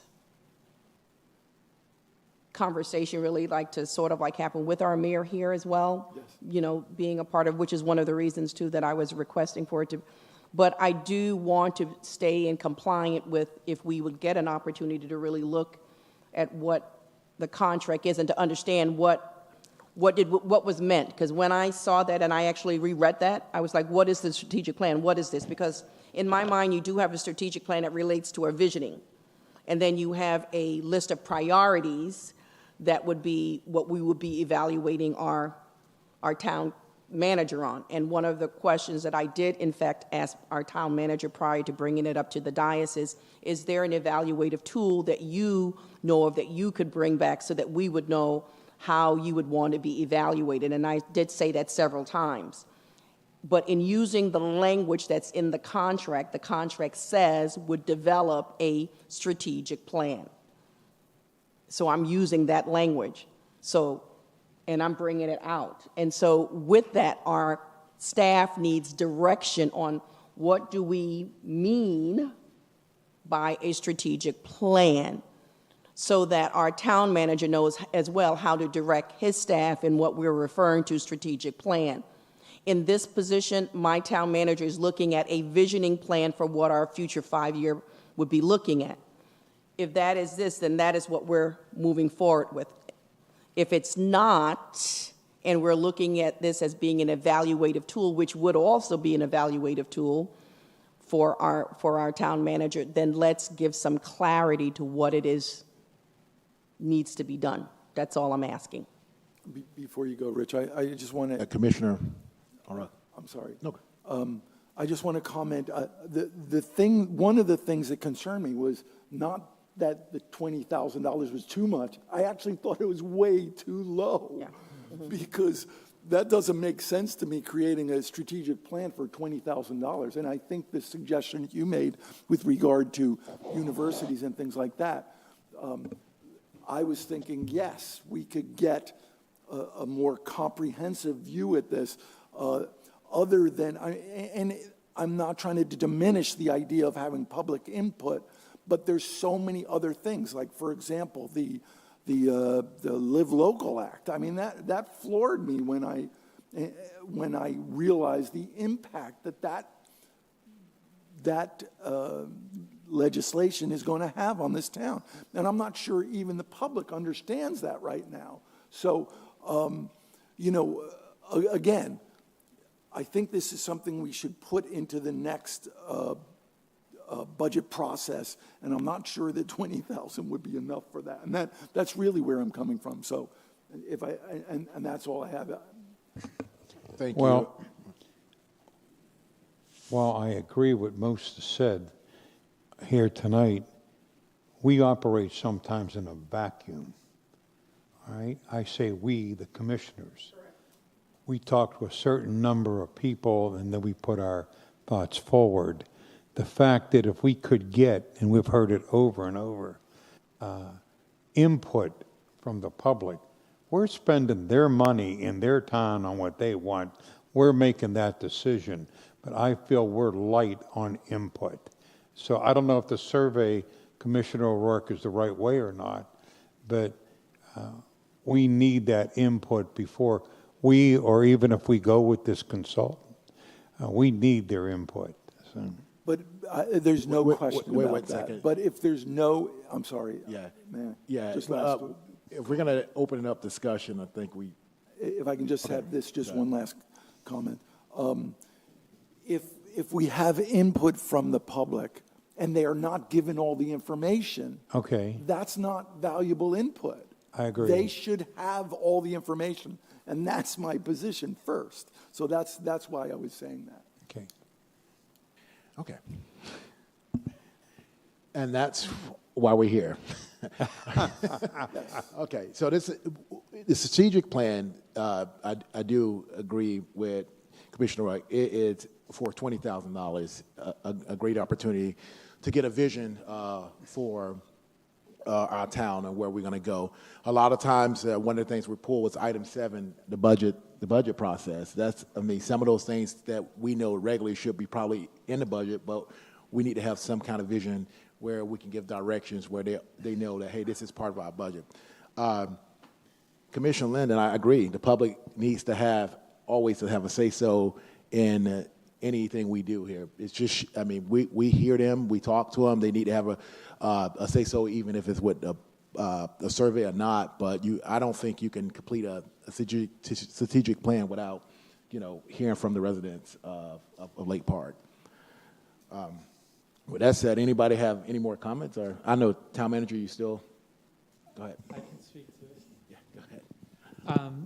Again, the idea of this agenda item stemmed from, actually it started with the individual interviews when I interviewed.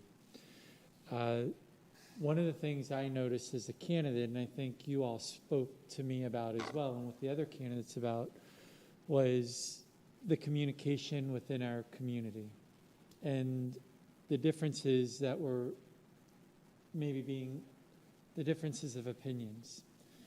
And one of the things that was suggested during that time, not only individually, but also during my public interview, was how do we bring, thank you, Vivian. How do we try to bring our community together? We may not be able to agree on every single thing, but at least have the opportunity to define where do we want to be as we move forward. And that's what this is intended to do, so that every item we work on going forward, there is a focus. There's a focus on what, at the end of the day, the 5 of you set as our priorities. It starts with the community in a survey and other avenues, working with staff to identify areas of where there's success, where there might be, difficulty. But at the end of the day, it ends with, where do you 5 want to be? Where do you want us to help you get to? And you even heard the chamber talking about a strategic plan today. That's their main focus. That's where they put their dollars. That's where they put their effort. And that's what this is intended to do. It's intended to give the community, and granted, it's hard to reach everybody, and I agree with what everyone said here. But the intent was to make the effort to try, so that everyone could say, I may not agree with it, or I may agree with it, but at least I had an opportunity to participate in where you all want to take this community over the next 3 to 5 years. with regards to my contract, and yes, it does talk about a strategic plan, I think this is the document that if it's approved and it's completed, next year's evaluation, this is where where I would expect to be evaluated on. We're kind of in that limbo of we don't have a plan right now. So we're going to have to come up, the idea of that language that was included in the contract was following the discussions I had with the commissioners and the commission that there's a need for a strategic plan, and then having those goals, key priorities, and objectives as the evaluation tool for whether or not we're doing our job and meeting the goals of what you all want. We're kind of in a position now where we just don't have that tool. So we're going to have to, not to say wing it, but wing it, and what are our goals right now? And sitting there, that's probably another process, and granted, it's probably not going to happen within the 180 days, and that's fine. But this goal here and the sole purpose of this is to take away some of maybe the concern that we consistently see, or you guys have expressed to me, that there's maybe a difference of opinions in a lot of different areas. And this is it's not a perfect solution, but it's a solution that helps each of you feel more comfortable that the decisions you're making, and then and going forward with it, that there's at least a more unified voice, and maybe coming into each item where you may not know that. It gives the community a sense of understanding this is where you guys are taking the community, and it builds that trust in our organization and where we're going when we come to you guys and say, our budget process is based on our strategic plan, on what the key priorities are. Every agenda item that we bring forward to you should address the priorities where you guys want us to go. And that's what we're trying to do through this process. The reason why this number is low, it is to use a university professional. He's someone that I've known a very, very long time. These normally can cost up to $100,000 to $200,000. He's willing to do it at this price because he knows that we have a need for it. He knows that there's an opportunity. Yes, we do have an exemption in our procurement code that would allow us not to have to go through the quote process, I believe. Is that correct, Bambi? That we could select someone immediately. His cost is lower than the $20,000. Mm-hmm. It includes, and this is a gentleman who has been a long-time city manager, someone who understands community issues, differences of opinions, trying to bring people together. He's someone who's worked with staff, of course, as a city manager, understands the needs of staff, can hear what staff's concerns are, and bring those to you all as elected officials and talk to you all in a way that a manager would speak to his or her commissioners, and understand what your issues are and develop a plan based on ultimately where you all five want to be long term. And it doesn't have to be 5 years. It can be a 3-year term if that's what you want. Generally, I think it's better to have a 5-year plan. Mm-hmm. Every year you develop a business plan. That business plan is basically updating your goals and objectives on where you want to be. And that's all this was meant to be, was to give you all an opportunity to say, every time we have an issue that comes up, maybe it's not as contentious, maybe it doesn't have to be standing room, but the community then knows where you all are wanting to go. That's the sole purpose of what we were trying to do with this. And yes, at the end of the day, this would be used inside of the evaluation. Unfortunately now, it's just, you don't have a strategic plan. So it was the cart before the horse, or however you want to call it. So I think at some point, and so, you know, at the request of Commissioner Thomas, you know, we have been working on a tool that follows what you all were working on with the previous manager, with the SMART goal. You know, I'm going to present something, and Bambi's working on it. I appreciate it, Bambi. Working on something that's maybe a little bit more broader, or broad, not broader, more broad than what I think you guys had started to develop. I don't think it was ever implemented. I like a lot of that process. I think there's a lot of good in that process that was being worked on. Having a SMART goal, of course, you know, SMART is an acronym for, you know, different, and it's really a very specific goal on what you want, when you want to see it done by, and what the result, basically what the intended result is. What I found with Bambi's help and Vivian's help as well, so thank you, is that the SMART goals were developed by each of the 5 commissioners at that time. There were 5 major areas in the evaluation. For me, I would hope that the evaluation at the end of the process of a strategic plan, if that's where you guys want to go, you know, corresponds with that, because we should, my evaluation, I would think, should match what you guys want for the town. If not, then we're operating on 2 different roads or 2 different paths. It should be about economic development. It should be about participating with the citizens, communication, interactions with you all, training, and, you know, all of those different kinds of things that may not be specifically identified in a strategic plan, but should absolutely be represented somewhere within the strategic plan and your goals and objectives, maybe not a key priority. So that's what we're trying to develop, and we're working towards that. Normally, the evaluation is done on an annual basis, which I believe is in the contract as well. But I think what Commissioner Thomas is talking about is setting those goals that allow me, hopefully, to be successful for you. And it's really not about me. It's about so that we can have our staff meet the needs of what you guys want. The evaluation process normally takes, you know, occurs on the anniversary date.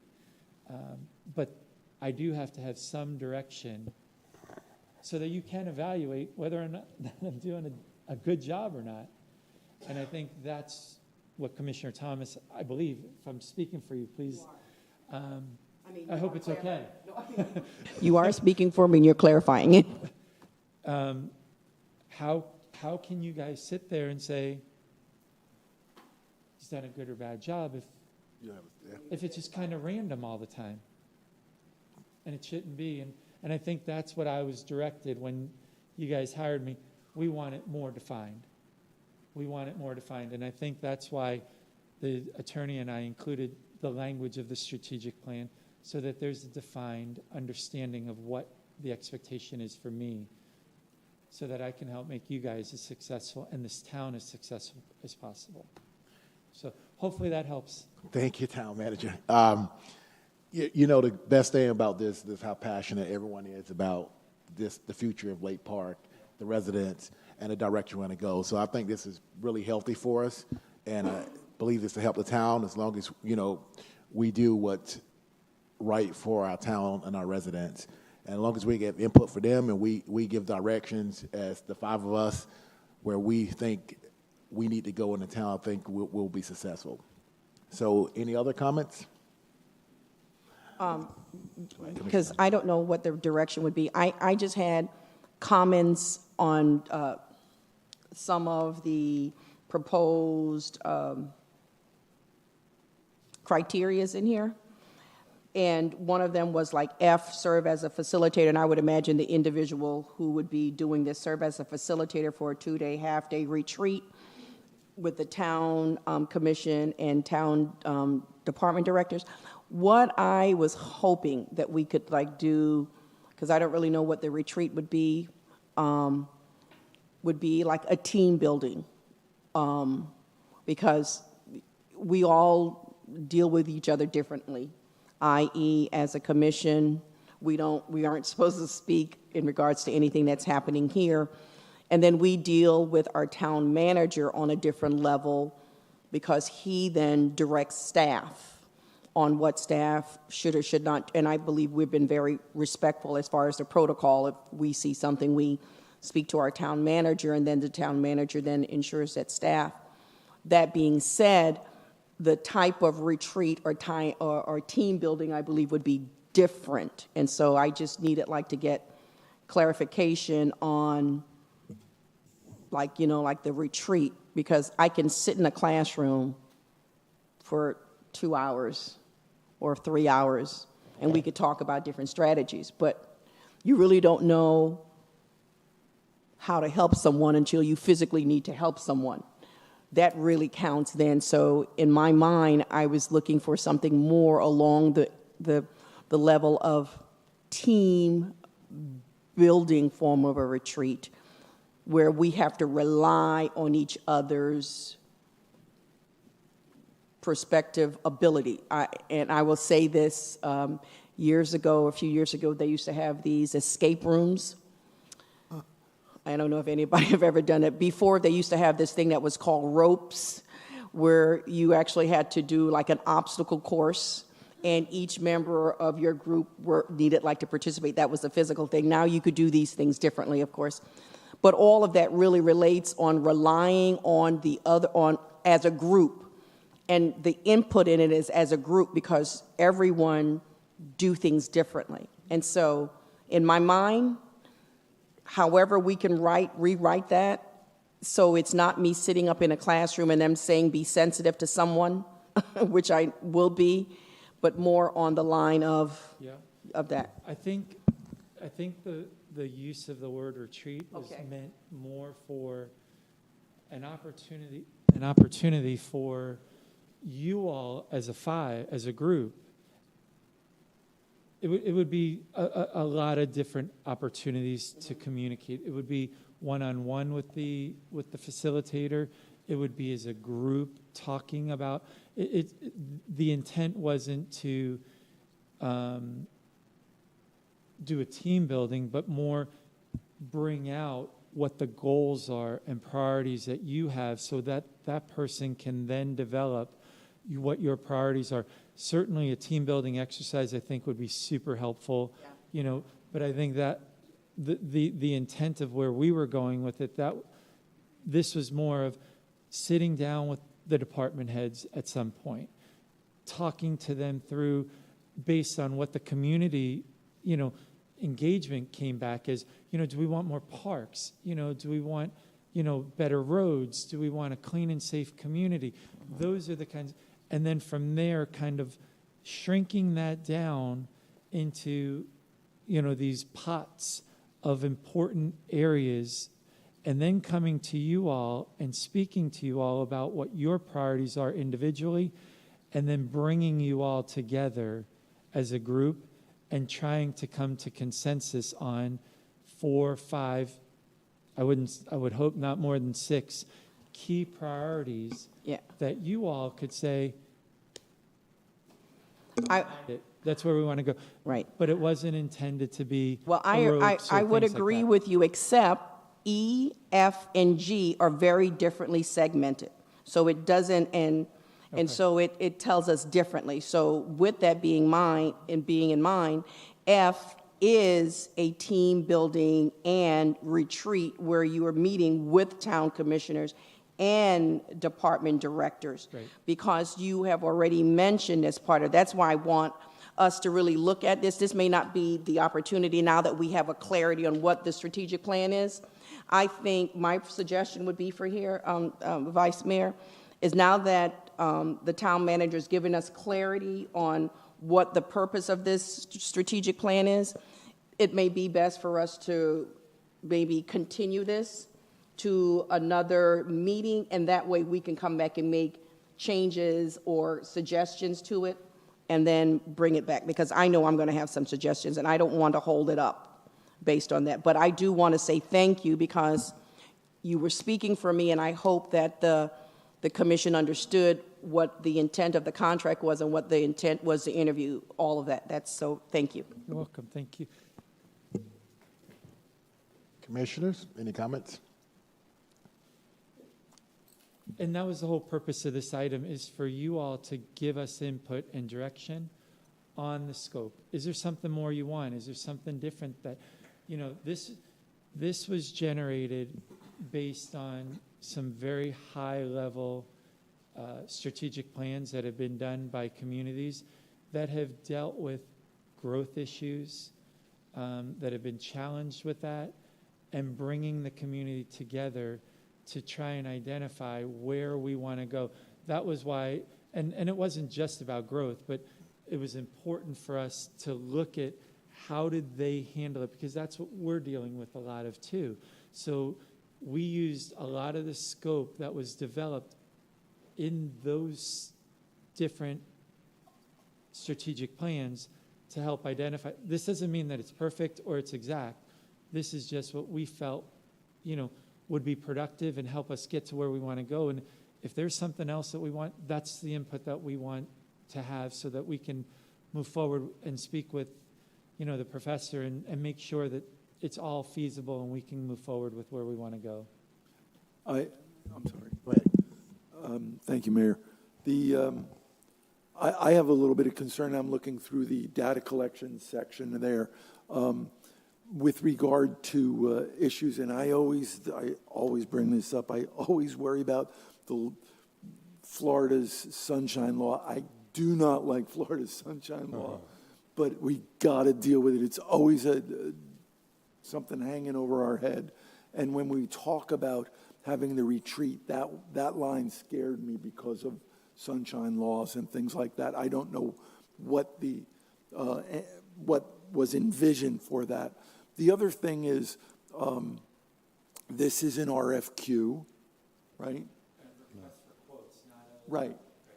So I understand that you have somebody that might be good, and I'm very interested in hearing from that person. But I think if we do it as an RFQ, it is open to others. So we have to consider that, and I understand your conversation does not limit it to that we're not trying to limit it to that's our only person. But again, when I heard the 20,000, that may be a self-limiting thing. So Well, no, exactly.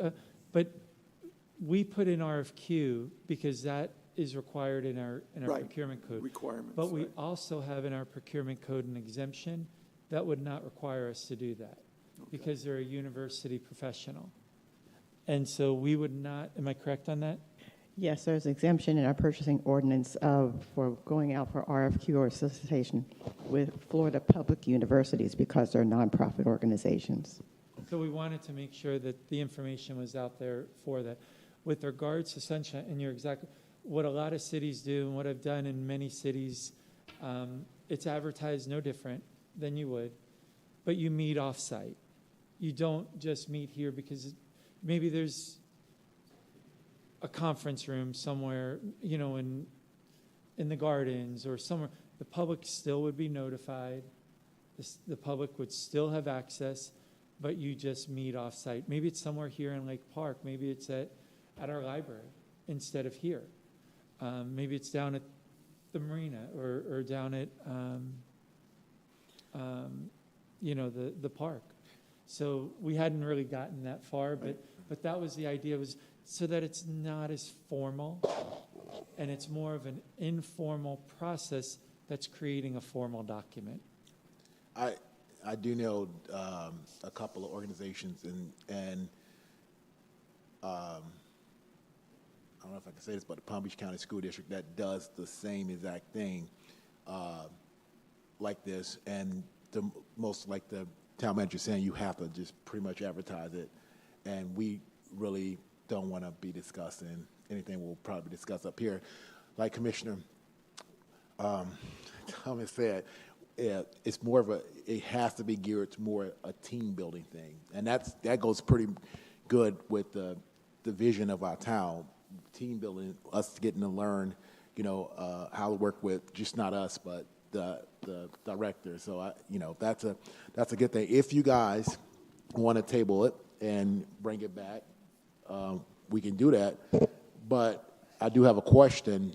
would it would it make it if we did that? Would we have time enough for the budget? That's Well, see, the reason why we wanted to incorporate it into this year's budget is because then it wouldn't be in our fund balance. You know, if you don't use all of your contingency, and right now, I'm not sure that we're planning to use our entire contingency, is why we. You hadn't heard my request for a raise, though. I'll second that, yeah. Right? You guys do, you do, I agree. I agree. Sorry. No. But we. I'm with you on that one. We, again, based on the start date, that was the reason why we felt like we had the funding available.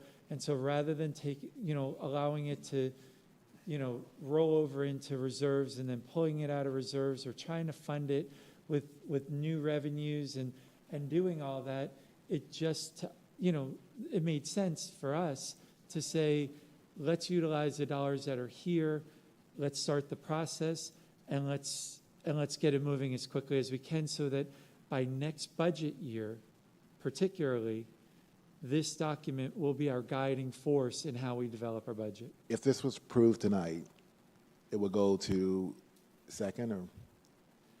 No, it would go in. forward. It would Right. go forward. It would go But forward. we would bring back the contract. Right, that's what I Yes. was. So even though you're going forward with it, if you were to go forward with it, we still can revise the scope of work. We can, we Right, can that's sit what I with was you wanting to know. individually, we can do that and do that. I mean, if it's not wholesale changes to it, if it's, things that we're trying to get out of it, we can do that and incorporate that in and make sure that when we sit down, utilizing that exemption, sitting down with the university professional, making sure that, because we haven't run this by him, Right. the scope, we still need to make sure that this is where he would want to go. And if he did, we would still bring that contract back to you for approval. We would have to.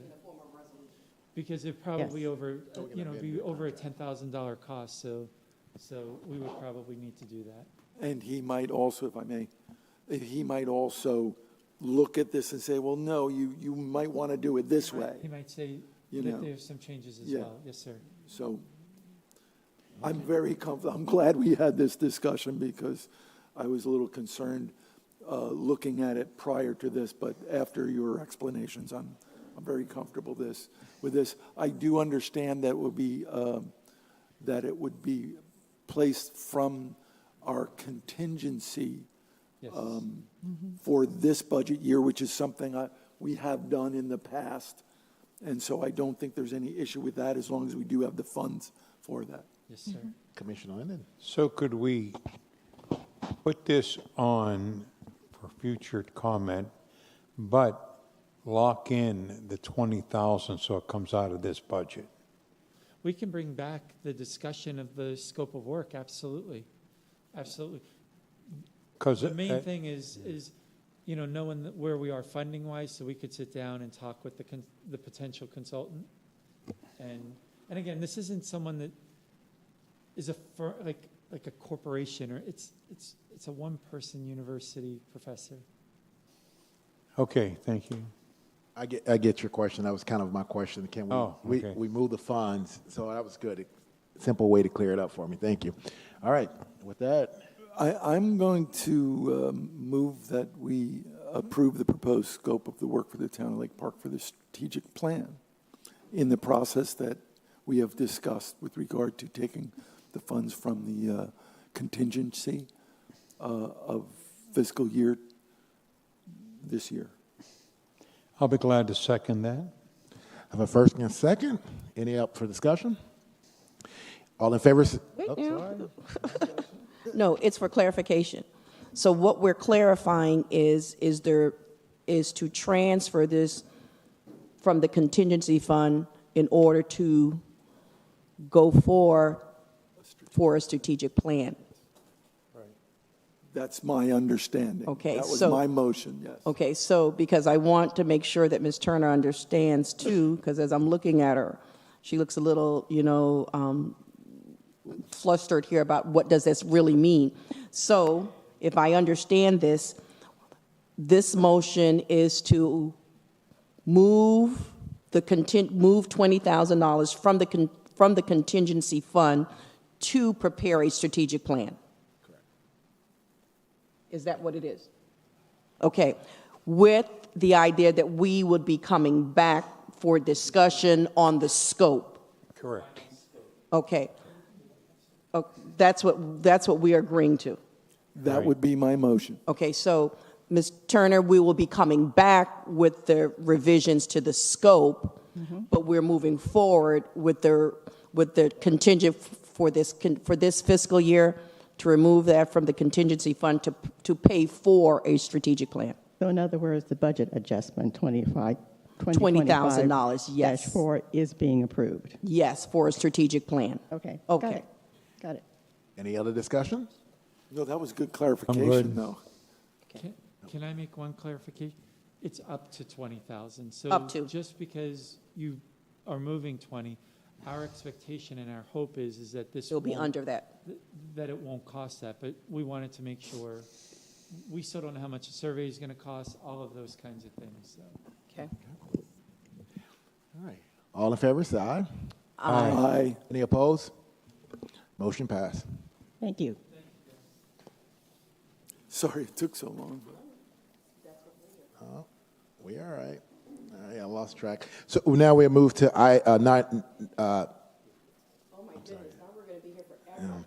So item 7, town commissioner priorities, got tabled to next meeting. So we have now number 8. But before we get started, Jamie, we do have a public comment by Mary Taylor.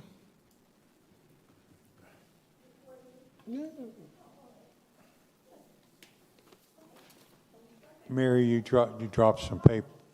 I'll start that clock.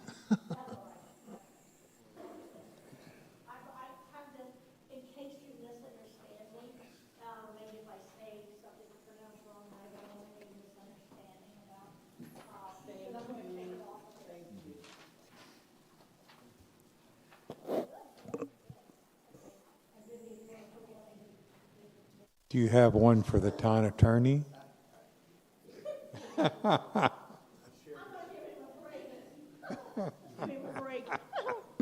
Okay. All right. You can start the clock now, I guess. I was worried that it might not be relevant what I'm going to say, but after listening to the first group, it was a pretty bleak outlook about the future, maybe. Now, I think it was a warning from the representatives and the senators that uncharted territories ahead. We don't know what's going to happen with the legislature. We don't know what's going to happen with the economy. There's a lot of things we don't know, but things that we do know, you'll see my highlight. I'm going to go just with the highlights because I only have 2 minutes, 25 seconds left. I ask AI, the main responsibility of local government, I know we all know that, but you can read that, is provide essential municipal services, which I see as what I have highlighted there. And I've got in bold, maintaining local roads, public mobility systems, managing waste and utilities, water, sewage, garbage, and collection. That was under number 1. There were 5 items. I'm going to jump from that to number 5. These are the 2 I chose that I think we need to address in this budget. I'm glad to hear that more than one commissioner said they were concerned about the budget because it's, in all the years I've been here, I won't go into that. Okay, number 5, upholding citizens' rights and promoting democracy. Under that, you see I have highlighted facilitating citizen participation, offering opportunities for citizens to engage in decision-making processes through public meetings, advisory boards, and other forms of community engagement. Okay, I'm going to skip down to the bold now because I want to see if I can get this through. I can speak for many people in town when I request prioritizing the budget list with number 1 up at the top, all about maintaining town streets, traffic safety control, and planning for substantial increased demands due to our imminent population explosion. In the past 3 years, Lake Park has promoted and paid hundreds of thousands of dollars for a mobility study and a Park Avenue road diet study and held numerous public workshops. Where do these projects stand tonight? Have grants been pursued? Will the projects be funded in the new budget? In light of citizens' nascent interest in the future of their hometown, I'm requesting Saturday workshops to answer these questions and discuss the wide-ranging important issues of providing essential municipal services and facilitating citizen participation by conducting surveys of resident interest and opinions before initiating big-ticket projects in the future. At the bottom, effectiveness relies... Okay. Thank you. Well, you can read it. Well, I got through most of it. Thank you. Thank you. Thank you.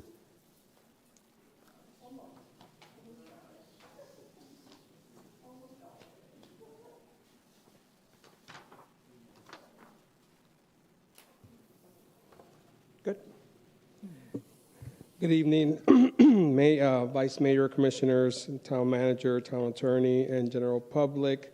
My name is Jamie Morales, representing the Department of Public Works. Tonight, I have the pleasure to present the draft of the 10-year road pavement improvement plan.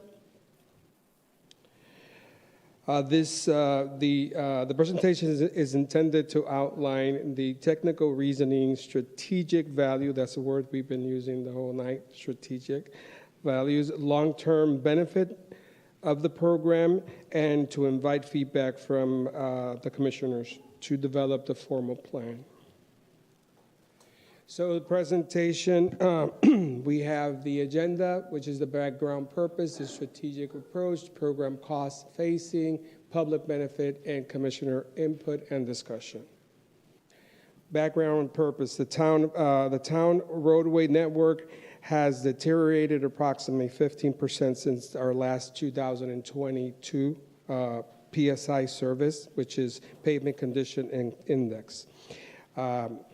Without coordinating a plan, we face the increase of risk of high repair costs, safety hazard, and public dissatisfaction.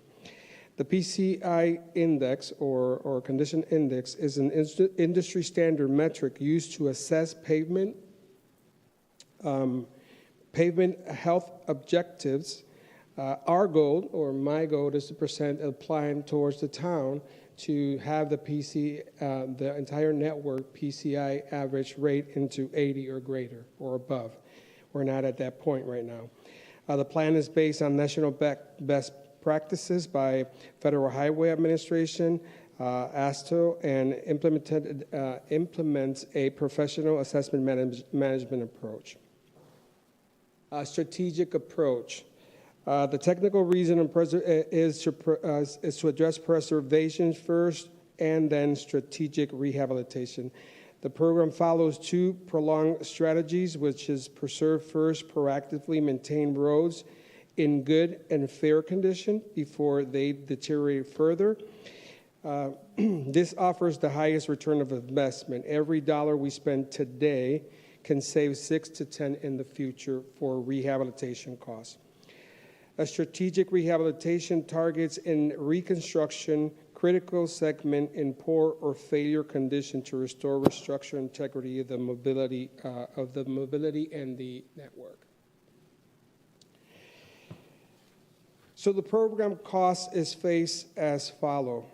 Based on the current cost of the network in today's dollars, we estimate it to be at $7.27 million. That's in today's dollars. Phase out as a strategy funding, we propose to have from year 1 to year 3, $500,000 when those three recurring years, and 4 to 6 on the $750,000 for 4 and 6, and $1 million for 7 and 10. That would allow us to bring the network at the 800 or greater PCI. Several segments will benefit from cost sharing throughout upcoming stormwater drainage or utility projects, so this will alter the cost of the project. So that means it could cost us less, and as we go further, we have to understand that this proposed project or program, it's a live document. So every single year, we look at the network and rearrange and reassess the condition of the network, so that way we can make an adjustment, because there may be certain circumstances in the road that may particularly now rank different with the PCI, so then we have to decide a different type of strategies. Public benefit. The public benefit is that addressing the rehabilitation process and the priority of addressing certain roads with certain strategies will extend the network on certain roads from 6 to 10 years instead of taking them to full deterioration. Avoid cost emergency repairs and reconstruction, improve safety, mobility, and public satisfaction, protects and enhance property values, support our capital improvement element, and aligns with the comprehensive plan and goals of the infrastructure investment and sustainability. Which I went through that. Let me go back. I think we're missing one slide. All right, the funding sources, I think we are. The funding sources that we propose that we can utilize is local option gas tax revenues, infrastructure surtax, CRA funds, mobility fees, general funds, and external grants such as Palm Beach TPA, CDBG, Transportation Alternative, and future state or federal grant. This plan, at no moment, it's based on raising millage or any rates. So we're literally working with the current budget that we have and whatever any benefit or grant that we could benefit from. I strongly recommend moving forward with this plan. It is technically sound, financially prudent, and aligns with the national standard. It provides the town commission with a clear roadmap, at least in terms of the network, and it is grounded in data that proactively, and it's data that makes it proactive and transparent infrastructure investment. Again, this is a living document. It's not a static plan. By updating, it will be updated annually with the new PCI assessment. It will be adjusted and incorporated. It will be adjusted to incorporate new development, infrastructure improvement, utility coordinations, and involve priorities, integrating with other programs like I previously said, stormwater, traffic calming initiations by other disciplines, and maximize coordination on those projects that are already in the queue, like the ones that Seacoast has, that will also create an impact in the network, and that will change the PCI of the road, which in essence will benefit us in the investment of that asset. So furthermore, I respectfully ask your feedback and guidance on the plan. Thank you, Jamie. And we'll start with comments and questions. I'll start to my left with Commissioner Linden. Thank you very much. What's interesting is Mary Taylor's line on the bottom is, we can't keep starting over again. I say that because approximately 3 years ago, we had a complete study done of every road in Lake Park, what the life expectancy of it is, and what it would cost at that time to get it done. Are you familiar with that study? That is correct. I have the data. This data is driven by that information. So this is driven by that study? That's correct. Okay. And I didn't see the funding. You talked all the funding. Did I miss a slide or? Well, I believe that for some reason, the system did not load that page. Okay. It was submitted. Right. Let me see if we have it here. Now on the backup documentation, you should have it. Yeah. Okay. 120. All right, I'm scrolling up here now. Program cost funding sources, thank you.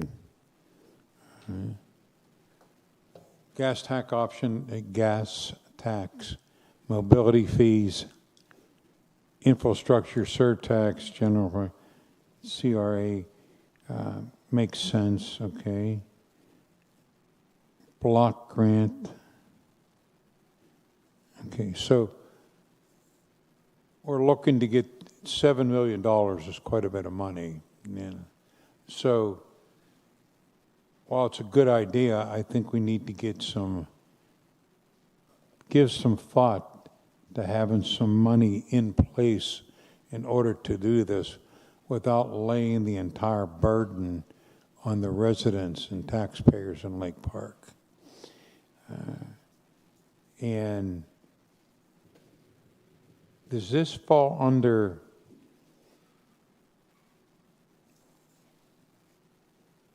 No, I guess it wouldn't. All right, never mind. That's it. I just wanted to make that point. Commissioner Rook. Thank you. Jamie, I looked at the, where is it? You have a spreadsheet on the various projects and extended over time. I have a little question about that because I noticed, and I'm going to use 2nd Street as an example, okay? You do only blocks at a time. And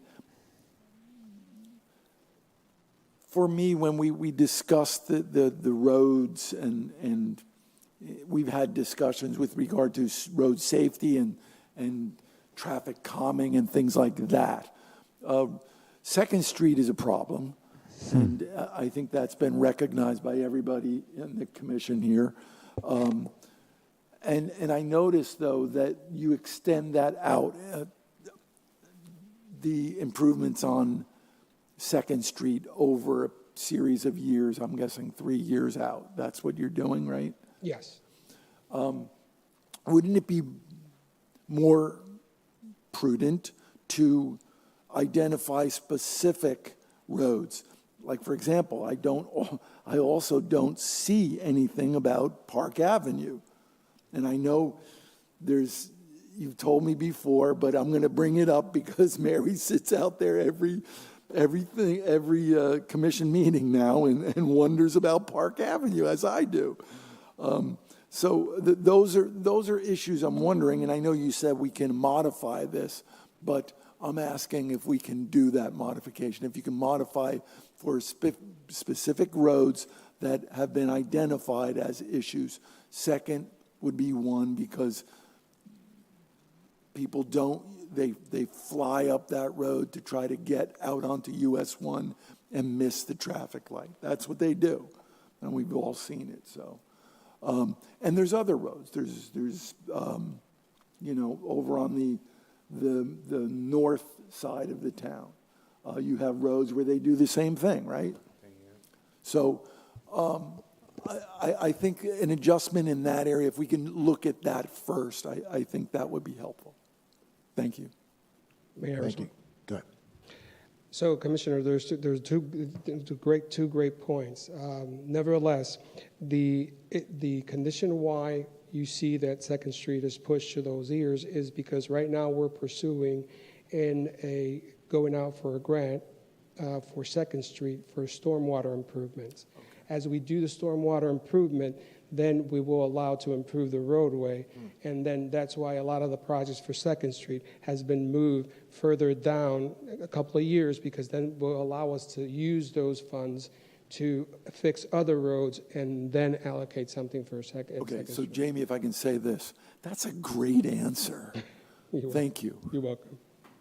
All right, great, because I was wondering 2nd Street too, because you got a lot of traffic. I mean, most traffic at 2nd Street and probably Park Avenue. I'm not a traffic conductor, but just seeing it. So I was wondering that, so it was a great answer. Commissioner Thomas? I believe, in speaking with our town manager, that this would be in alignment with our capital improvement plan. And I don't know if we have had, up at this dais, a CIP, capital improvement plan, where we review every single year, and then we say these are the improvements. I was looking back, in my notes since I've been here, and I didn't see anything like that we had ever done. So it would say to me that what you're proposing is in alignment with what we should be doing as far as capital improvement within our community, i.e. our roads. And I do want to say, too, thank you for the opportunity to have gone out and looked at a lot of the projects, and for you to give me an understanding, because I took notes and I kept referring back and say, hey, what about so-and-so? Where is this? What does this mean? And I want to say thank you also for taking that initiative of looking at this and saying, here, how can we program this out for a 10-year, process. I want to give kudos to our staff when we did that analysis for stormwater and for our and sanitation, because we were able then to see what that cost was going to be to our residents over a 5-year period. This year, of course, we'll be looking at another increase, but it was already programmed for that. And I think that once our community as a whole see what is needed and know the plan, it's easier to get behind that, right? And I will say, since I've lived here in town, I know neither one of those 2 streets that I live on have ever been, in fact, there are major potholes in there now. And it goes by and it gets, patched. But it needs that. And I understand too, because we have not been in the best of financial situations. So I understand the concern to my fellow commissioner here, Commissioner O'Rourke, in what our budget looks like, because there were monies that were anticipated for us to have and we just don't have. And there were monies too that we had, maybe we were a little bit more presumptive in the sense that we decided, okay, go ahead on and do that because it's going to come. And I was one of those individuals that I would say question it at the time, and now I'm in the boat feeling uncomfortable about it. I did have an opportunity to speak to our town manager too in regards to this, and we talked about maybe there even being maybe a pilot, program on some of the ways that we would improve those roads to see if those materials would actually, thank you, that's the word. Yes, hold up. So I would say that we're moving along that. And this, again, is a strategic plan for where we want to go, what needs to be done. And it's not just answering the crier because someone is here saying, I need this, but it's actually programming, and that's actually working to the benefit of the community because it's working efficiently. Okay, nothing else. Thank you, Commissioner Thomas. That's actually well said. Jamie, thank you for taking existing data and putting this together, a presentation on putting a plan together for 10 years to improve our roads and, just as the other commissioners said, give us a vision going forward. However, I think the most important part of this presentation you missed, and I think it needs to be reiterated, not only that you came up with a problem that we need to fix, but you also have a way to fund it. And I commend you on that, because this plan, even though it didn't pop up on the slide, said that it would not raise any ad valorem millage rate, okay? And we will use existing funding that we already have in grants. So not only that, I really appreciate you putting this together, getting this plan together, also finding a way to fund it. And awesome job. Thank you so much. May I ask one more question, please? Sure. It's on the slide that's up there right now. Can you explain, Jamie, the different treatments as you mentioned up there? And I know you had, I saw something where you had them where you're going to test them out in the area around the where's that, Seminole, right over here where the streets are. You're going to use different surface types there. Can you explain that? So the approach that we're trying to use is try to use different type of strategies that are used in the industry for rehabilitation purpose and reconstruction purposes. So rehabilitation, they use Cape Seal, microsurfacing, and then we have the mill and overlay, which is more rehabilitation, which there we mill at 1 inch to 1.5 or 2 inch and such and forth. Right now, the strategy that we're looking to implement is more on the good and the fair roads, which they typically contain a PCI of 70 to roughly 80. And we're trying to, I apologize because I should have built it in the presentation, the curve, and is FDOT or Federal Highway Administration uses an analysis of the curve where we analyze the PCI of the road, and we try to those that are already in the decline mode to bring them up, and that's where we extend that 6 to 10 more years of that road network. So that's where we're using Cape Seal, and we use microsurfacing on that. So microsurfacing is a simple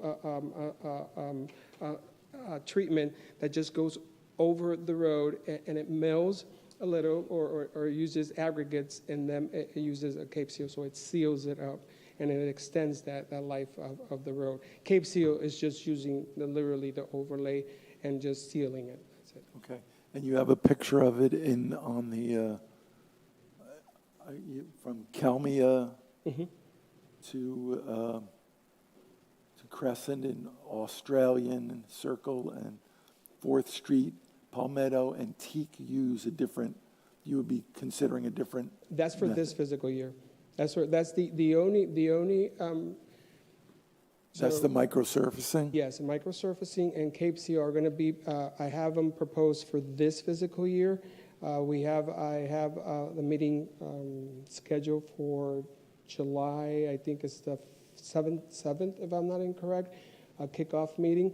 But before I move forward, I wanted to get the blessing from the commission for us to move forward with those strategies. But that's for this fiscal year. All right. Anything else? All right. So any more considerations or comments towards this plan? Jamie, where would we start? I mean, you're coming before us to show us what the 10-year plan is, right? So there were two motions, or not motions. One was to discuss the plan, Yeah. the direction and guidance Yes. from the Yes. commission on the Yes. plan, and the other ones was showing the commission the proposed Cape Seal and microsurfacing for this fiscal year, and to see if it was in the appetite from the commission for me to just move forward with it. I had presented the contract, I had presented everything, but I just want to get that final blessing that, okay, we're good to go. That's pretty much it. I'll speak. I mean, are we? Huh? Yeah, go ahead. You speak. No. Okay. I actually spoke to our town manager too about this issue that it really bugs me, and I want to make sure that I'm looking at it correctly. With the Cape and micro.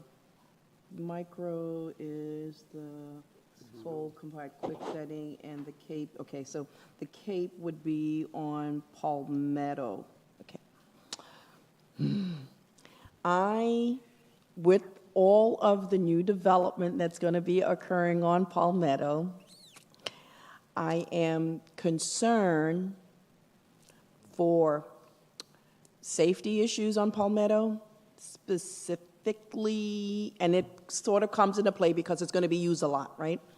Where the flashing light is at Palmetto and Flagler, and where FPL put not a gigantium, but a gigantium, okay, not a gigantic, but a gigantium pole right in the view, right along 3rd, Palmetto, and Flagler.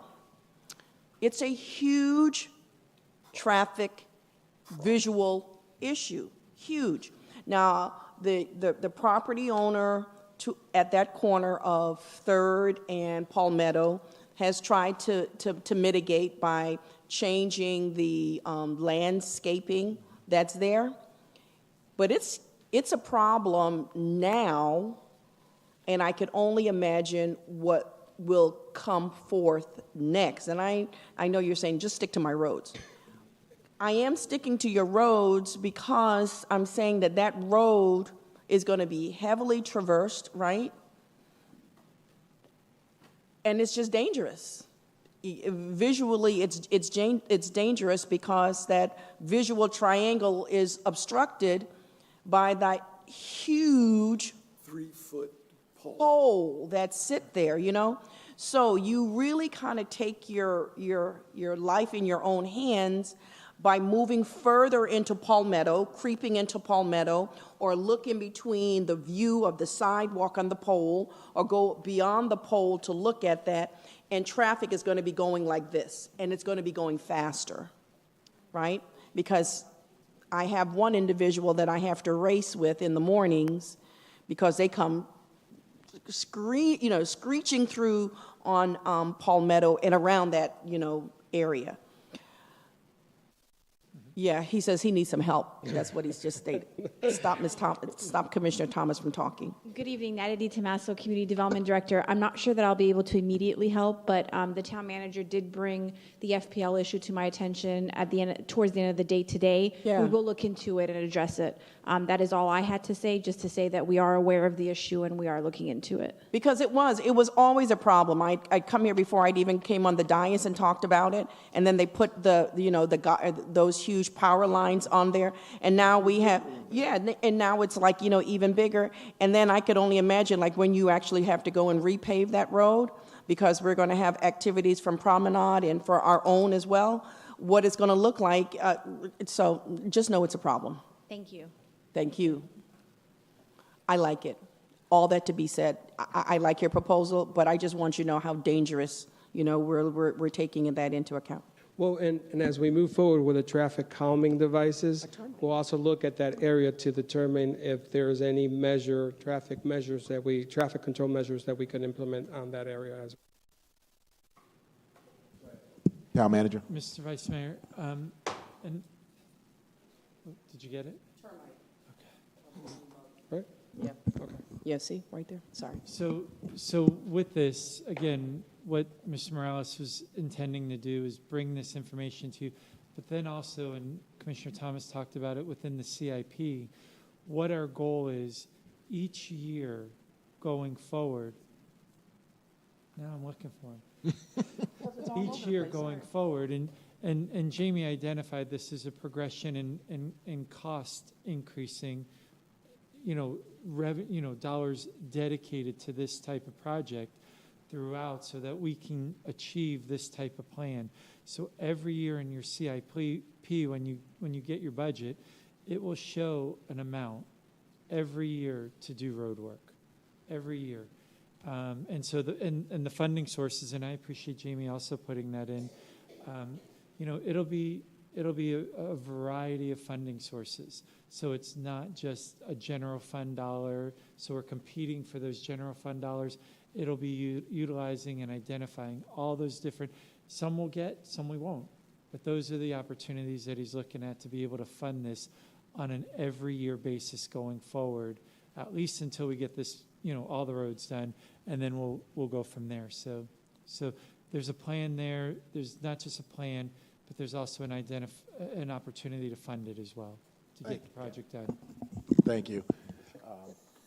Any more questions? There's no need for a motion on this. No. But No. everybody Just giving information. And you did say it may not cost that much a year, it may go down, so that's a good thing. Yeah, it's Th- contingent to new improvements, so. Yeah, thank you so much, Jamie, for welcome. information. Thank you for everything you do. All right, thank you, thank you. All right. The next one is, yeah. You got the next one, James. Yeah, why was it, how was it gonna go? You're Don't right go too there. fast. All right. Now we proposed amendment, item 9, proposed amendment. Discussion, the Town Code Section 72.2 and 73.3, Public Infrastructure Maintenance Responsibility. Town Manager, Jamie. Go ahead, Jamie. Good evening again, Commissioner, Vice Mayor, Commissioners, and Town Manager and Town Attorney and public, and general public. The purpose of this agenda is just to inform and come to you for discussion and guidance. We had asked our legal department or our legal folks to look at the ordinance and identify specifically section 72-2 and 72-3, which pertains to sidewalk repairs and maintenance responsibility. And the legal department or our legal colleagues, they came with a recommendation. John Foster came with some recommendations on the language, modification on the language for these sections.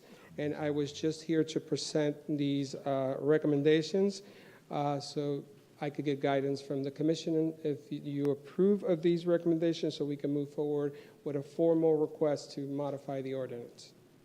Pretty much. Thank you again, Jamie. Start with Commissioner Linden. Thank you. Yeah, I looked through after legal took a look at it and made some changes. There's not a lot in there that I don't object to. I think overall, from my opinion, what was stricken out, what was added, looks pretty good. So thank you. Commissioner Thomas. Yeah, I looked at it.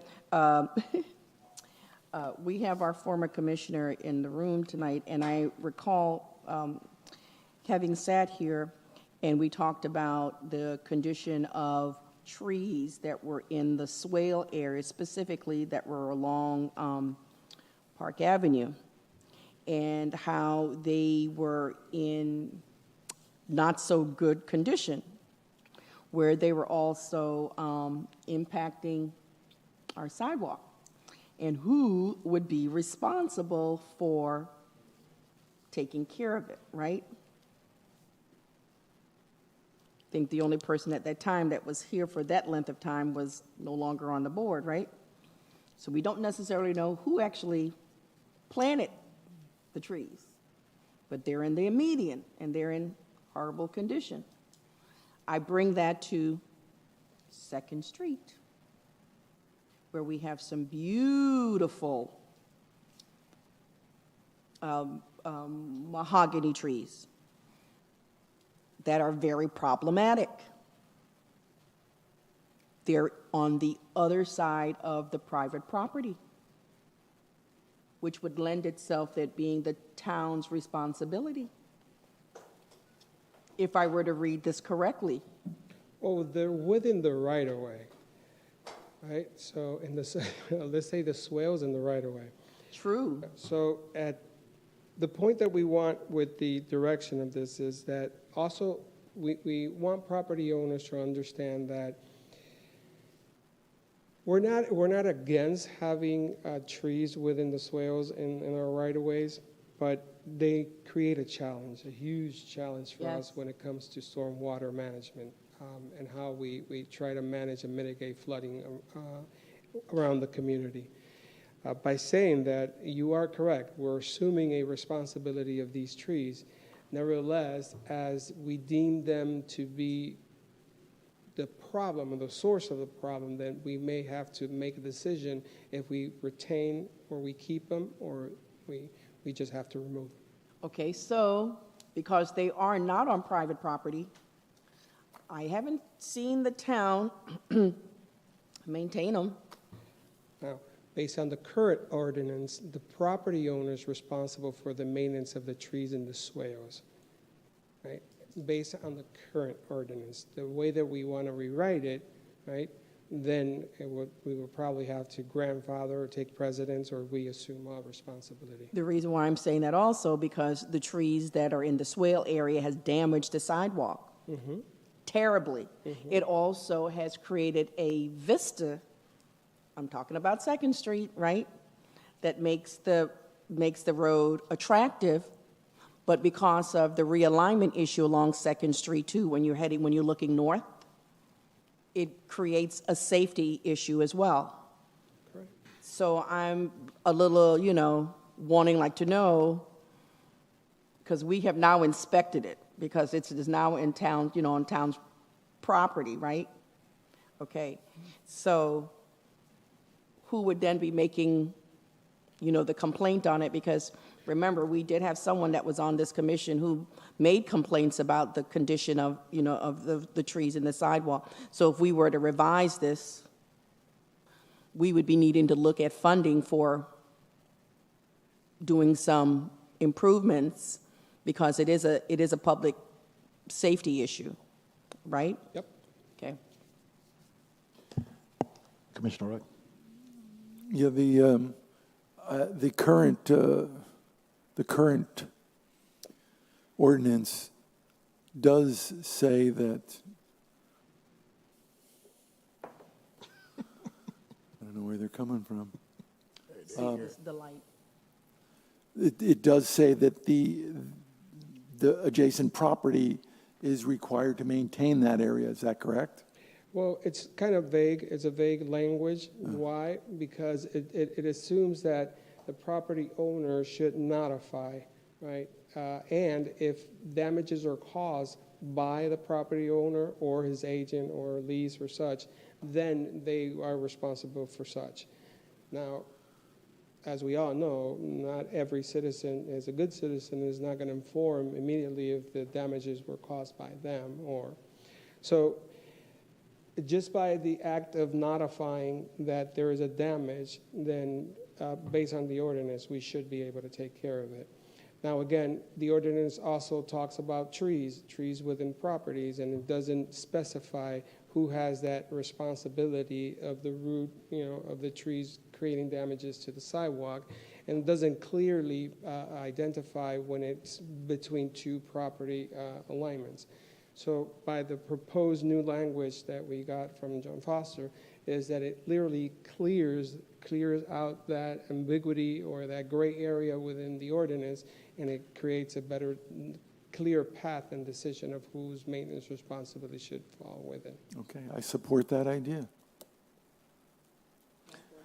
All right, thank you. Jamie, I just have one thing discussion about is that I know it could be the property owner's problem.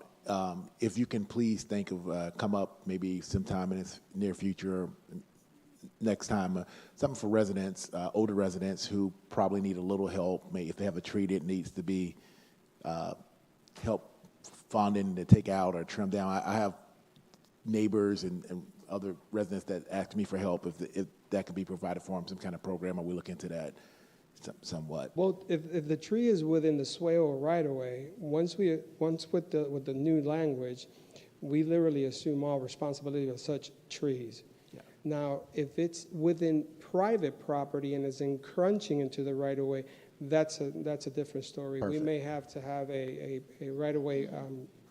I'm going to call for a vote, but I do agree with Commissioner. Well, there's no vote needed. I don't think there's a vote. No, this is just for discussion. Okay, good. Because I agree with Commissioner Thomas, and I remember saying this, I think about this time, June, going east to Sunset Celebration when you get to 2nd Street. There's a tree that's sitting there. When you cross and the road change, I can literally see what's coming and what's not coming. And we asked, and that was on a property owner to do something about it, and they didn't. But going to the Sunset Celebration last week, and I still can't see, and those cars are, so.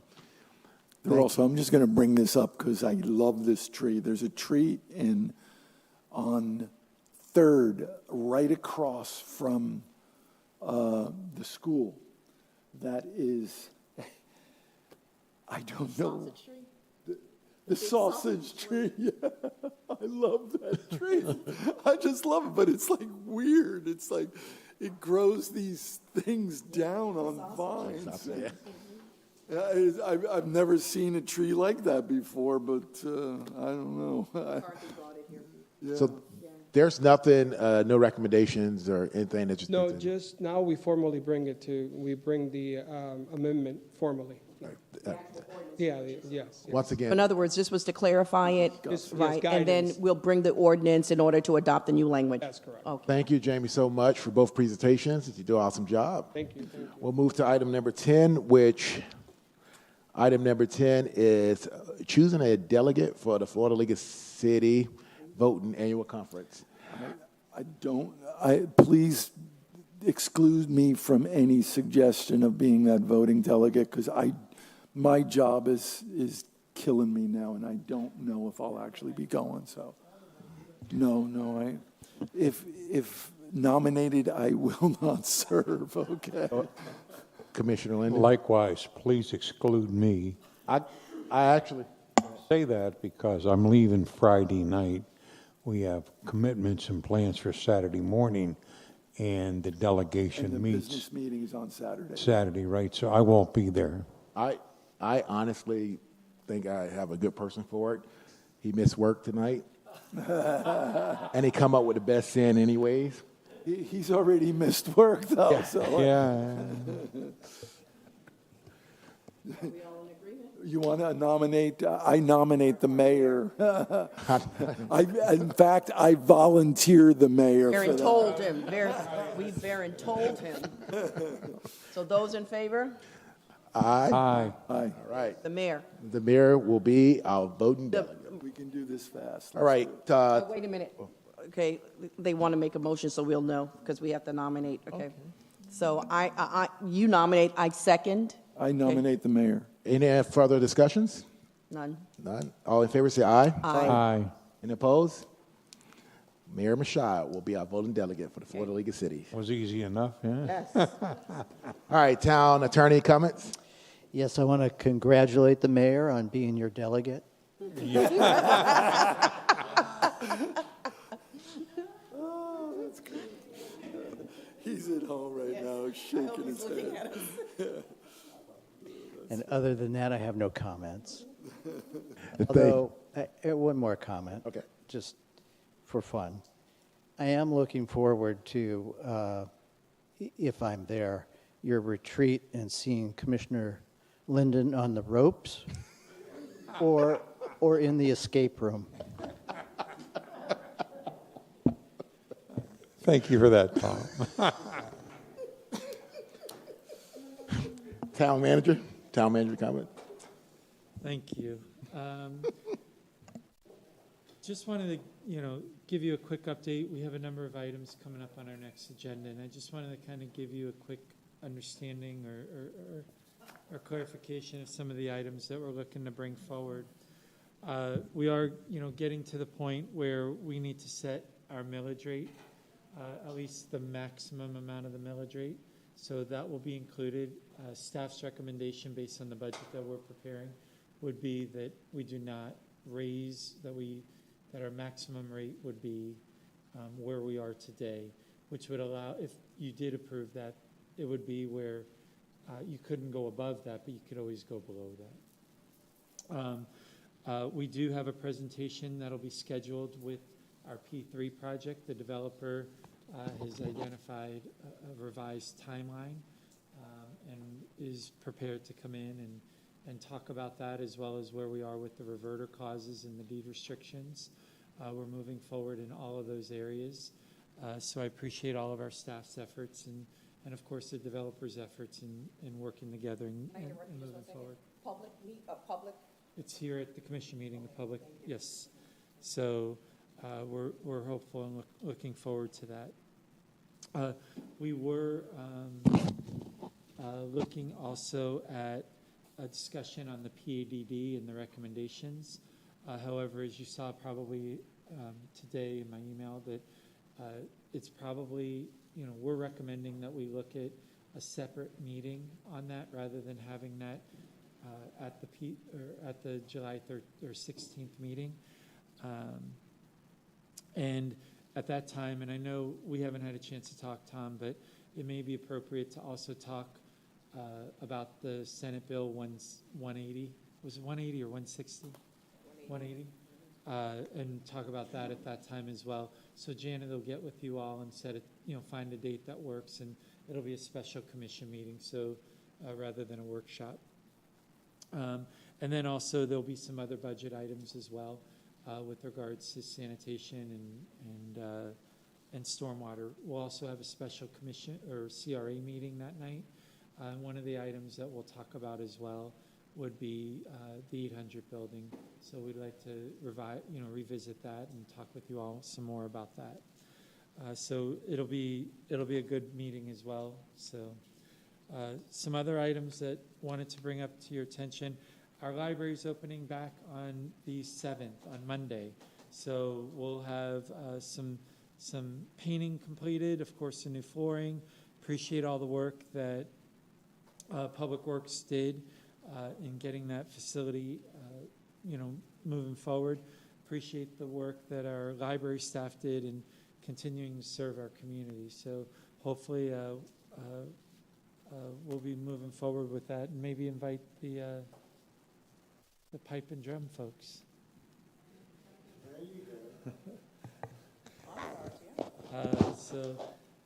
And then also the food bank program will be held in the Mirror Ballroom tomorrow. And then finally, we do have our 4th of July holiday coming up. I do want to say real quickly, it's my first time going to the Sunset Celebration with the fireworks. Fantastic. We did recognize our staff today, our event staff. And I do want to say, although, we have a small staff, but they are powerful and they do a lot of great stuff. And I'm really proud of them, and I want to say thank you. And I think this weekend, Friday was an example of that. And again, all the comments were fantastic, and just really appreciate all the work. And of course, Public Works is right there with supporting you guys, so appreciate that. And we did have friends there, and we had our library staff, and of course we had CRA, which has been at a lot of our Sunset celebrations now, and I think that's been great. And then we also had Bambi there, and talking about different things that we offer here in the town. But again, the facilities will be closed for Friday, July 4th, in observance of the 4th of July. We will have the marina open during regular hours, and then our sanitation schedule will be regular for tomorrow and for Friday. I'm sorry, Friday we will not have collection services for recycling. So excuse me, I wanted to clarify that. No recycle pickup on Friday. No recycle pickup on Friday. I made a mistake, my fault. So yes, thank you. But I did want to ask you guys if there was an opportunity to consider something that is not planned, it's not been thought of previously. Our governor has offered state employees the opportunity to be off not only for 4th of July, but also on the 3rd. And to follow that, of course, may not be a full day, but would recommend a half a day that we do that for our employees to pretty much just say thank you and recognize all the hard work that they all do and how they push this town forward and keep this town moving forward. So my request is to support, closing all of our facilities except for the marina and continuing our sanitation services through, and we would offer, comp time to those folks that would have to continue, but closing all of our facilities at noon, so our community tomorrow, so that our staff could begin the celebration with their families and again, just say thank you for them for all that they do. So I'm hopeful that you all would consider that. I am totally okay with it. Actually, I did hear the governor requesting in my day job. I did the same for the employees there. So, if they work hard, they deserve some time. And as long as the trash get picked up, Jamie, we're good to go. But if the rest of the commission is up, I'm okay with it. Only if they like run out of the room going, yay, like the school kids, Well, we'll have to see who isn't here tonight. Is there a person, You sound like a teacher. Yeah, we'll have to kind of like see who is deserving of that. Actually, I definitely have no. The only concern that I had was because Friday is a holiday, which would have been like vegetation, and recycling. No, I think it was recycling since we had done that. Is to just make sure that we have sanitation picked up because of the long holiday that we're going to have. And the other thing was to equitably allow for the time off for our sanitation workers or whoever would be involved, who would have to take the whole day to remove all sanitation, to just make sure that they had that equitable, calm time or whatever. So I would be in agreement with it. And that would also include our marina. Yeah, our marina workers as well. Really? Yeah, yes. Oh, hey, Jason. Yeah, our marina workers too. There you go. You got it. I think it's an excellent idea, and I'm supporting it. So. Good. All right. So We don't often get to do like that kind of thing for you, but you're all awesome. The staff around here, that's always been one of the things that I loved about working with this town is the staff. It's always been fantastic, except for no. Oh, they're not here. They're little and mighty. Yes. all right. And I just wanted to wish you all, and thank you for your support also with the strategic plan. Appreciate that. And just want to wish the mayor, feel better, and wish you all happy 4th of July and to our community. So thank you. Thank you. All right, we're going to go with commissioner comments, and we'll start with Commissioner Rourke. I just the sunset celebration and red, white, and blue celebration was fantastic, and again, all of the staff was there. There was a weird moment when I went down to the water. There was some guy there, young guy, and he had to. It was like he had to be the center of attention. He like went into the water and like so, but. Oh, yeah. I think I have to rescind. That was another problem. Well, yeah. I think I really have to rescind one individual, too, who, called a particular commissioner out in front of, here. about 200 people. I think I might have to think again about that, letting that individual off. Sometimes when you get to this age, you kind of forget. But thank you for reminding me.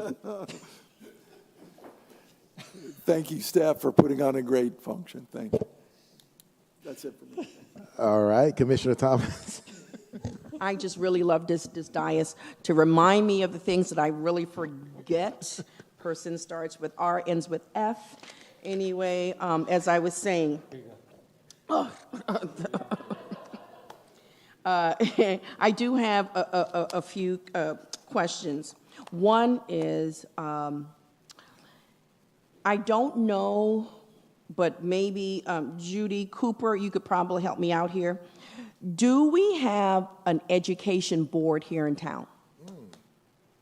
And I say that because I know in a number of different communities, it's like either an education committee or an education board, and what they act as, it's residents of our town, which it's an advisory board, and they're tasked with assisting our local schools as sort of like a liaison, and then we make, we assist, this dais assists in ways to assist our, our local schools here, whether it's like funding or being present, there, and some of us do that anyway on this, on this dais to make sure that we're at Lake Park Elementary. But we also have feeder schools such as H.L. Watkins and, and Palm Beach Gardens High, I believe it is, right? So my question was, do we have an education board or committee here? Okay, so this is Judy Cooper, the library director. To my knowledge, no. I think the closest that we get is when you've got the library and Bridges and a couple of other groups getting together to talk about the education in town. Now, I was told, and I don't know, and maybe, Vivian, maybe you can look if we had one, if we had ever had a board that was an advisory board at all? We did have one more than 25 years ago. Okay. I don't remember if it was called Education Board or there was something structured, maybe in the 80s, maybe in the 90s, but it was long before I started here. I don't remember exactly what it was called, but I do recall something along those lines. Did we demolish that board? I mean, did we, I have to do research. Search on that? Okay. I can get back. Before you were born. But it was a long time ago. Yeah. But I can do research and then send you an email. I can distribute it to the entire commission. Right, right. This is the reason why I'm asking about it. One, we have a number of educators that are sitting up, on this dais. School grades, I think, just came out, right? Yep. Yep. And it is a concern, and it behooves us as members of this dais to want to welcome families and residents in our community, and then we have schools that can support that. That being said, I would like for us to look into recreating an advisory education board to see what the needs are for our local schools, and we could decide how we would create like liaisons between the three, the elementary, the middle, and it is not to change curriculum, it is to help and garnish the foundations that we have seen, both myself and Vice Mayor Hensley are involved in education, and we know when August comes, there's that huge slide that our students experience, whether it's in reading or if it's in math, etc. But at some point, we need to make sure that our schools are strong. We went from an A school here with our elementary school to teetering, I think, at C, and I didn't really even look to see yet what the grade is here, but our middle school isn't doing well, and so it doesn't make sense if we have a elementary school that's high, and when those students leave that elementary school, they go to the middle school, and the middle school is not doing well, and then they go on to the high school that's not doing. So we need to figure out something here, and I want to know what we can do to assist that. So that's the one, okay? I hate to get in, but I want to kind of piggyback off that a little bit. You're going to a different subject? Okay, so the Education Board Committee, I think, is very important, as you're saying that, because as Commissioner Thomas just said, we're now going to be in charge with the new law on if a school can't make a letter grade, then we have to decide, do we want to make it a charter school? And then go to the school board now with the new law that's in progress. But I do know of a education committee that's really big. I happen to know the chair of the committee, co-chair of the committee, and it runs the whole north. And a lot of schools towns are involved, but we don't kind of have a representative a little bit for that. So I think that's a great idea. I just wanted to put that out there that we probably need to invest a little more in education. And Commissioner, I did look in Laserfish, and we did have a town education committee, and they last met in 2001. Wow. So it was from 1993 until 2001. We can look at it as a commission and whether or not we want to reactivate that board, but I think it would be it behooves us not to do that. I look at it because I used to be a SAC chair, and and it's important. There are just a lot. Okay, being said, now that segues me into, you wanted to say something? Well, I was going to ask with your education committee, would we also be involving the other schools that, at the library, we have people or children from Bethel. I'm trying to remember what the, Bethel Yes, Junior we have School. Coastal, we have, yes. And, well, Palm Beach Christian Academy as Yep. well. And they all need help. Yes. Would we also be including those groups within, like, an education? I don't see a reason was, but again, this commission would have to look at how they would want that to be comprised, how the members would, be serving them. But education is education. They all need the same skills in my mind. I'm not looking at curriculum. I'm looking at the needs and the skill, the skills level. So that would be my request for that. Okay, having said that, I'm going to pound again. I'm saying it out on television land. I'd like to see an adult reading club that is sort of like sponsored through our library. And if I'm calling all readers, whether you read digitally or if you read hardcover, if you're interested to notify our town librarian, Judy Cooper, in regards to doing that. So that's one thing. The other thing I like to say, and John, I'm going to look at you. I was the alternate member for the Treasure Coast Regional Planning Council member. And I served well, but I didn't serve good, i.e. I wasn't present there all the time because of the restrictions on my time. I had spoken to Tom at the Regional Planning Council and had stated to him that I wanted to resign from that board, and I had spoken to our town manager too about that some time back, about resigning from that board and really allowing for someone else to put in that time. And myself and the manager stated that we would do that in lieu of me resigning, just waiting until the term had expired since it wasn't too far off, and then just leaving it. So I had a conversation with Tom, and he stated that you two had expressed interest of going back on that board. And so as a member, so I wanted to, if you were in agreement with that, and town manager, if you were in agreement with that, if we can just send a letter stating that, I want to resign or not renew my membership on there. And if you don't mind really taking that back, if you have that time, again, because they really loved you on there and you had the time to devote to it. Are you volunteering, John? Is that what's going on? Well, I think he has. I think he has I'm interest. here. You can't volunteer me. I am here. But you're appointed to it. I was appointed, and I'm just saying that we need a voting member, anyway on there. And in speaking with Tom thought it was a good idea. I don't mean our Tom, but Tom Lanahan. Lanahan. What about the mayor? Huh? I was going to say, Kelly. Well, I don't want to put too much on his plate again. So if you wouldn't mind, just letting Tom be aware of it. I did speak to him this week. Should we vote on that? No, it's not quite that easy. For the 6 years I was on there, I had a great time. Got heavily involved. But it's an appointment by the league. All right?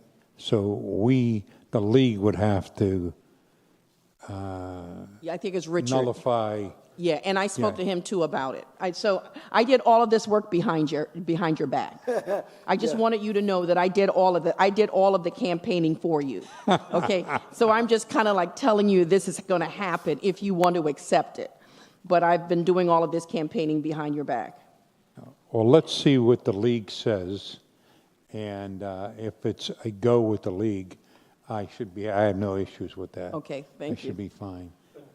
That there's a process that goes through because Palm Beach County has so many and so forth, So, and just for the sake of being able to do this tonight, rather than and assuming that there's not a vote, or would it be possible to make to Sure. I move to make, to have Commissioner Linden as the delegate for that. Yeah, for the Treasure Coast Regional Planning Council. Do we have a second? Second. All right, all in favor, say aye. Aye. All those in favor? Me and Tom say nay, but that's all right, yeah. Motion passed. Congratulations. But check with Richard. Yeah. Yeah, and then lastly, I wanted like to ask, do we have a QR code for employment? Like, we do?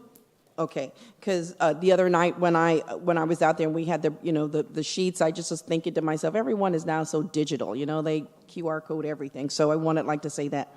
And then finally, I wanted to thank the Special Events and Recreation Department and Public Works and our PR department, Public Information, Finance, just everyone about the wonderful opportunity and the wonderful red, white, and blue celebration on last Friday. I had the pleasure of sitting on my back porch and enjoying the fireworks. And it was lovely for 25 minutes. The back and the front, it just reminded me of old times, here when we used to do it. And so that was just lovely. So the only thing I do have a comment on, was there any music? There was? Okay. Just wanted to make sure, because it was kind of, I was hipping up my own music too, but I just wanted to make sure that there was some music that was going on over there. Okay, yeah, but it was beautiful. Thank you very much. I'm done. Thank you, Commissioner Thomas. Commissioner Linden.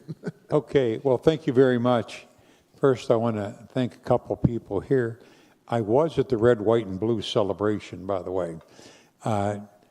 We kept looking out the door, Joanne and I, watching the weather, and finally at 8 o'clock, we decided, well, I guess we're going to go down. Can't miss the fireworks. So we drove down, and by the time we found a parking spot, it was, we sat in a car, best seats in the house, through the windshield, watching the fireworks. So we were right beside the Evergreen House, so it was phenomenal. But while we're sitting in there, our Ring doorbell alarm goes off. PBSO's knocking on my door to see where I'm at, so thank you, Captain. And Hollywood is on the other side of the intercom, and he's hilarious to begin with. So, and Commissioner O'Rourke, thank you for the phone call the next day. It's nice to be wanted sometimes, But I was there, and the fireworks were spectacular. They were really nice. So, and the only other thing that I have a question about, I drove by Bert Bergstrom Park, and it's all brown. What are we doing there? I'm sorry, Jamie, what are we doing? Killing weeds? Thank you, Jamie. So right now we're going to a weed treatment on the field so we could kill all the weeds, and then afterwards we start putting the new turf. Because they were watering it that afternoon. The sprinklers was on. I was really confused. We're testing all the systems. We're testing everything because the turf should start laying the turf next week, hopefully. 1, 2, 3. Okay, thank you. That's all I got. Yeah. All right. All right. I just want to say kudos to the staff, Rianiti, Jamie, your guys, all, and the whole staff were on the red, white, and blue. It was a phenomenal time. I was like I was a kid again. It was so much fun. I actually got a chance to stay and watch how fast your guys take that thing apart. That's tremendous work.